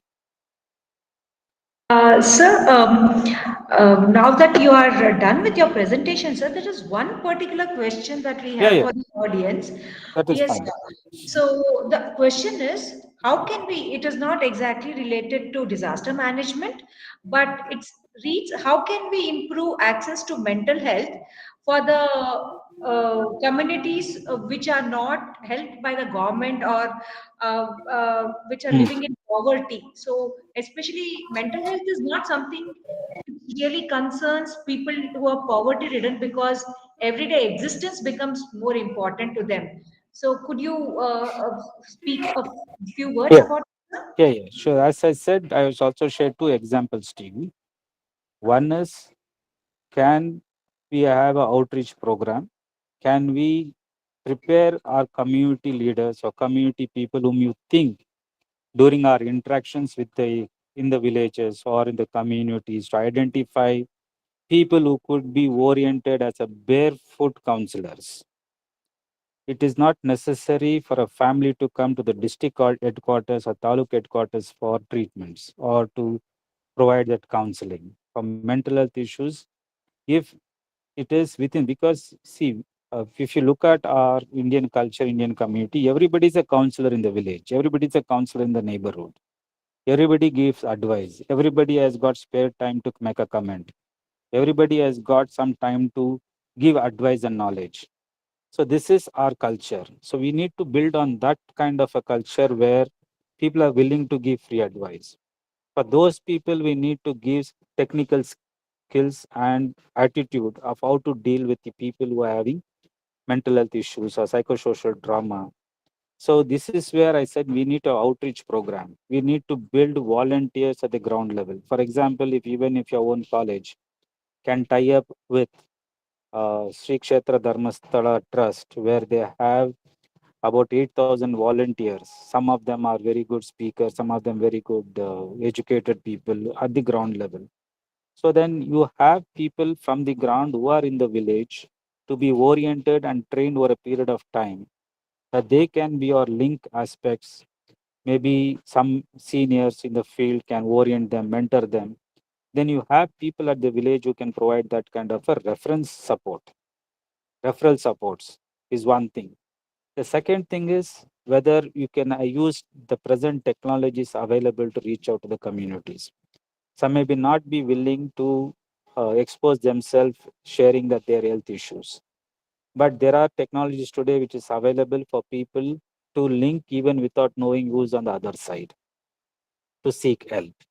So these two aspects can be looked into it. The third aspect of addressing community health or thing is, as I said, the crisis comes when your preparedness level at the family level is poor.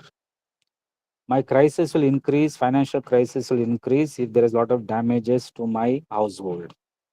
If I lose properties, I lose something during disasters, or some other aspects, I lose my properties. For example, even if you look at alcoholic issues, some families suffer a lot because one of the spouse is an alcoholic or one of the parent is an alcoholic, where they lost a lot of money, lot of land. So there is a need for a support mechanisms there also. So it is a crisis within the family because it is not prepared, knowing very well that situation at home is alcoholic parents or alcoholic people. What is the alternatives that I look for? So these kind of preparedness has becomes a very critical if your trauma has to reduce. So in this case, as I'm saying, if families, if there is a mental health crisis, the outreach program has to reach the community rather than getting people to the hospital, because still we have this barrier that is going to an hospital or seeking mental health problem is a very taboo. People do not accept that. People start naming you. People start branding you. So they do not want to be exposed. So what is the alternatives that you need to find when the technologies are well advanced? Over from Thank my side. you. So, please go ahead, sir. No, it's over from my side. And if any questions are there, I'm willing to continue with it. Thank you very much, sir. That was a very insightful sharing that we had from your side. I think there are a few questions which I think Sister Mari Evelyn could answer. Sister, there's a question. How does one counselor distinguish between a person who is genuinely depressed and someone who's just seeking attention? So I think this is something that all new counselors ask for. This is one question. And how can we promote self-care and prioritize mental health on a daily basis? This is another question. So these are the two questions. The first question is regarding how to distinguish a Yes, person who sister. is really depressed and someone who is depressed seeking attention. Yes, sister. Now, the kind of behavior manifested by the two will be different. Both may be looking sad. One will be sad no matter how you behave, and the person continues to be sad or depressed because what is it making her depressed? Until you handle that particular cause, or what is it making her sad, either because of a person, because of a situation, because of this thing, that person will be. Whereas here, the one who is seeking attention, even the counselor does not show any kind of giving any attention, the person will be more sad. And this attention may be from the counselor, or attention from the husband, or attention from the children, or attention from a teacher, whatever it is. You will come to know the kind of change that takes place in the person, because the cause is that person is seeking attention. When you give attention, the person is better. When you don't give attention, the person is. Whereas the real depressed person, until you touch that particular cause, that person will continue to. Secondly, the person continues to be depressed throughout, whereas the person who is faking or seeking only attention, then the person may be all right. I have seen, the person is quite all right in the school. But going home, because she wants attention from the father or mother, she will be sad.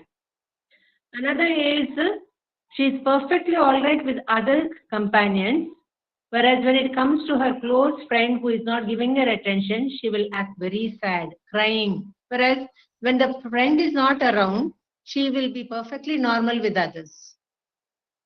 So here and there you have to be very observant. What is it that is holding her from being sad or not being sad?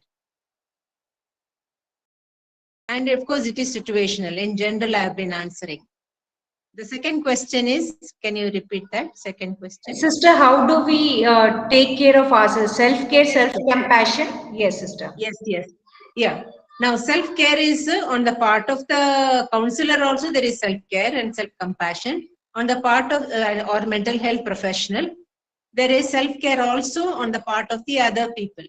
Because when we, there was a point which I did not want to lengthen out. There is I thought of taking self-care is very important to tell even the youngsters or whoever is suffering from mental health issues.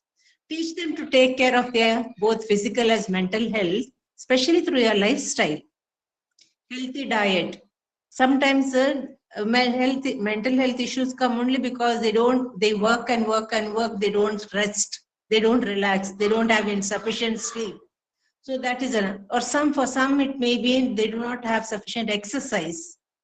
And also we have to teach them maybe certain tasks, skills, which can be used in variety of situations.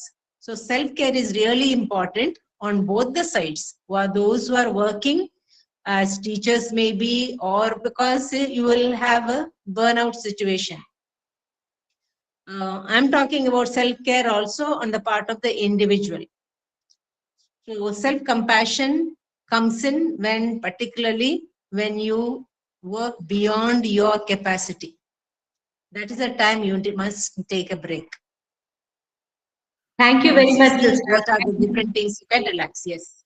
Yeah. Thank you very much, sister. That is quite insightful. I think, especially considering that we have both counselors and people who come from non-psychology background in the group. Thank you very much, sister. Uh, to uh, to bring a logical and rounded off conclusion to the whole program, the Kateel Ashok Pai Memorial College is indeed indebted to Shivamogga District Legal Services Authority and or the Honorable Judge Shri C.N. Chandan sir for having partnered with us and giving us all the support in conducting the program. May I request Honorable Judge Shri Chandan sir to please give the concluding remark for the session. Thank you, madam. Am I audible? Yes, yes, sir, you are. At the outset, I would like to express my gratitude for Ashok Kateel Pai Memorial College for providing me an opportunity to express my views. In fact, this session is an eye-opening session. Lot of information is shared by the expert. Today, as we are celebrating the Mental Health Day, we should accept that there is no health or wealth without mental health. I emphasize, there is no health or wealth without mental health. So, when it comes to the question of mental illness, I don't know whether the term mental illness is defined in any medical books. But if you go through the provisions of Mental Health Act, it defines mental illness as a substantial disorder of thinking, mood, perception, orientation, etc. Here, the term used is substantial disorder. Then a question arises in my mind, what amount of disorder can be considered as substantial? So, even for this reason, if we go through the international classification of diseases of World Health Organization, there is a long list showing the classification of mental illness. on going through the said list, of course, subject to correction, one thing is clear that all of us will fall within any one of the classifications shown in the list. So, in one or the other way, all of us are suffering from mental illness. So, in this regard, we have to focus on two facets. One is focusing on our own health, and another one is our responsibilities and duties towards the persons suffering from mental illness. However, if we come to the first category, focusing on our own health, it is my humble opinion that the physical health and mental health cannot be separated. For the reason that, if you take an example, that if the engine of a vehicle is considered as the mental health and the body of the vehicle as a physical health, if any one of these gets struck, naturally it will have an impact on the performance of the other. So, it's my opinion that the mind and body cannot be separated. So, the causes for mental health are n in number. It may be genetic issues, it may be social issues, or it may be individual issues. So, after going through some of the questions that is posed by the audience, how we can manage stress and other things. Today, no doubt the stress management is one of the major concern because it is affecting the major portion of the population. So one thing, how we can come out of the stress is, we have to eliminate the unessential things. So as once Bhagwan Buddha said, a woman approaches Bhagwan Buddha and she asked Buddha, ನನ್ನ ಆಕೆಯ ಮಗ ಸತ್ತಿ ಹೋಗಿರ್ತಾನೆ, ನನ್ನ ಮಗನಿಗೆ ಪುನಃ ಜೀವವನ್ನು ಕೊಡು ಅಂತ ಕೇಳಿದಂತ ಸಂದರ್ಭದಲ್ಲಿ ಭಗವಾನ್ ಬುದ್ಧ ಹೇಳ್ತಾರೆ, ಸಾವಿಲ್ಲದ ಮನೆಯಿಂದ ಸಾಸಿವೆಯನ್ನು ತೆಗೆದುಕೊಂಡು ಬಾ ಅಂತ. ಆಕೆ ಇಡೀ ಗ್ರಾಮವನ್ನ ಸುತ್ತಾಡಿ ಬಂದಂತ ಸಂದರ್ಭದಲ್ಲಿ ಆಕೆಗೆ ಸಾವಿಲ್ಲದ ಮನೆಯಿಂದ ಸಾಸಿವೆನೇ ಸಿಗೋದಿಲ್ಲ. ಹಾಗೆ ಇಲ್ಲಿ ಕೂಡ ಪ್ರಾಬ್ಲಮ್ ಎಂದಲೇ ಇರತಕ್ಕಂಥವ್ರು ಯಾರೂ ಇಲ್ಲ. So everyone is having problems. So what is the best thing is, we have to find out the solution. Unless we find out the solution, the problem will be in existence forever. So we should concentrate on finding the solution for a problem. So coming to the maintenance of health, our body is managed by us. We have to accept it.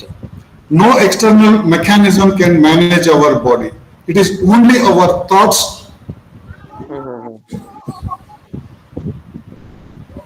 It is only our thought which plays a pivotal role in the management of our body.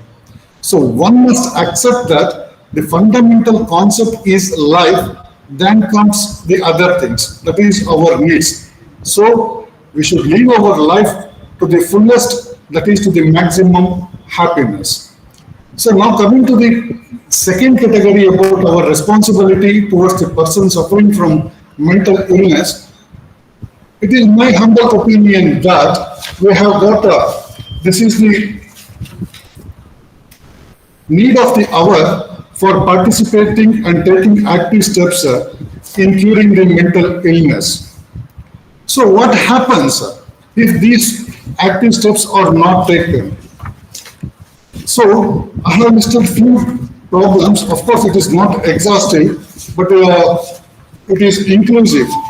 So if these problems are not handled, it leads to the physical abuse, sexual abuse, grabbing of property, discrimination, stigma, drug abuse, school dropout, teenage pregnancy, etc. So, if we do not take care, then in my humble opinion, that indirectly we are contributing for these factors. The society has given us everything. So in return, we should give something to the society by serving the society wherever our help is necessary. So, as Dr. Karthik said, care should be taken from womb to tomb. When it comes to the question of physical health, we have achieved a lot. But as far as concerned to the mental health, we have not achieved to the satisfaction. There are many reasons for this. One is lack of awareness, lack of family support, desertion, and higher cost of rehabilitation, lack of care at PHC centers, rejection by family members, even by the caretakers, acute shortage of doctors and staff, and even the cured patients are being kept illegally, inhuman handling of patients. So as of now, we have discussed that the proper care should be given, proper treatment should be given, and rehabilitation should be given. The thing is, whenever a person suffering from mental illness is shifted to the treatment center or any rehabilitation center, we must take care of those persons utmost care, because the situation outside should not reflect inside the rehabilitation center or in the hospitals. Why I am saying this is, as per the report of a National Commission for Women, which was done in the year 2015-16, really the statistics noticed by the Commission is worrying, because it is noticed that 54% is overcrowding, no proper inner garments were provided is 51%, not permitted to wear their own clothes is 47%, inadequate participation in games is 45%, and not providing sanitary pad is 39%. Here, please bear in mind that the person suffering from mental illness, the physical changes will go on take place. So again, these statistics are not providing sanitary pads and no proper toilets 39%, and restrictions in movement is 30%. So if these conditions are found in the treatment center or in the rehabilitation center, then in my opinion, it is not possible to achieve the aim what we are thinking of.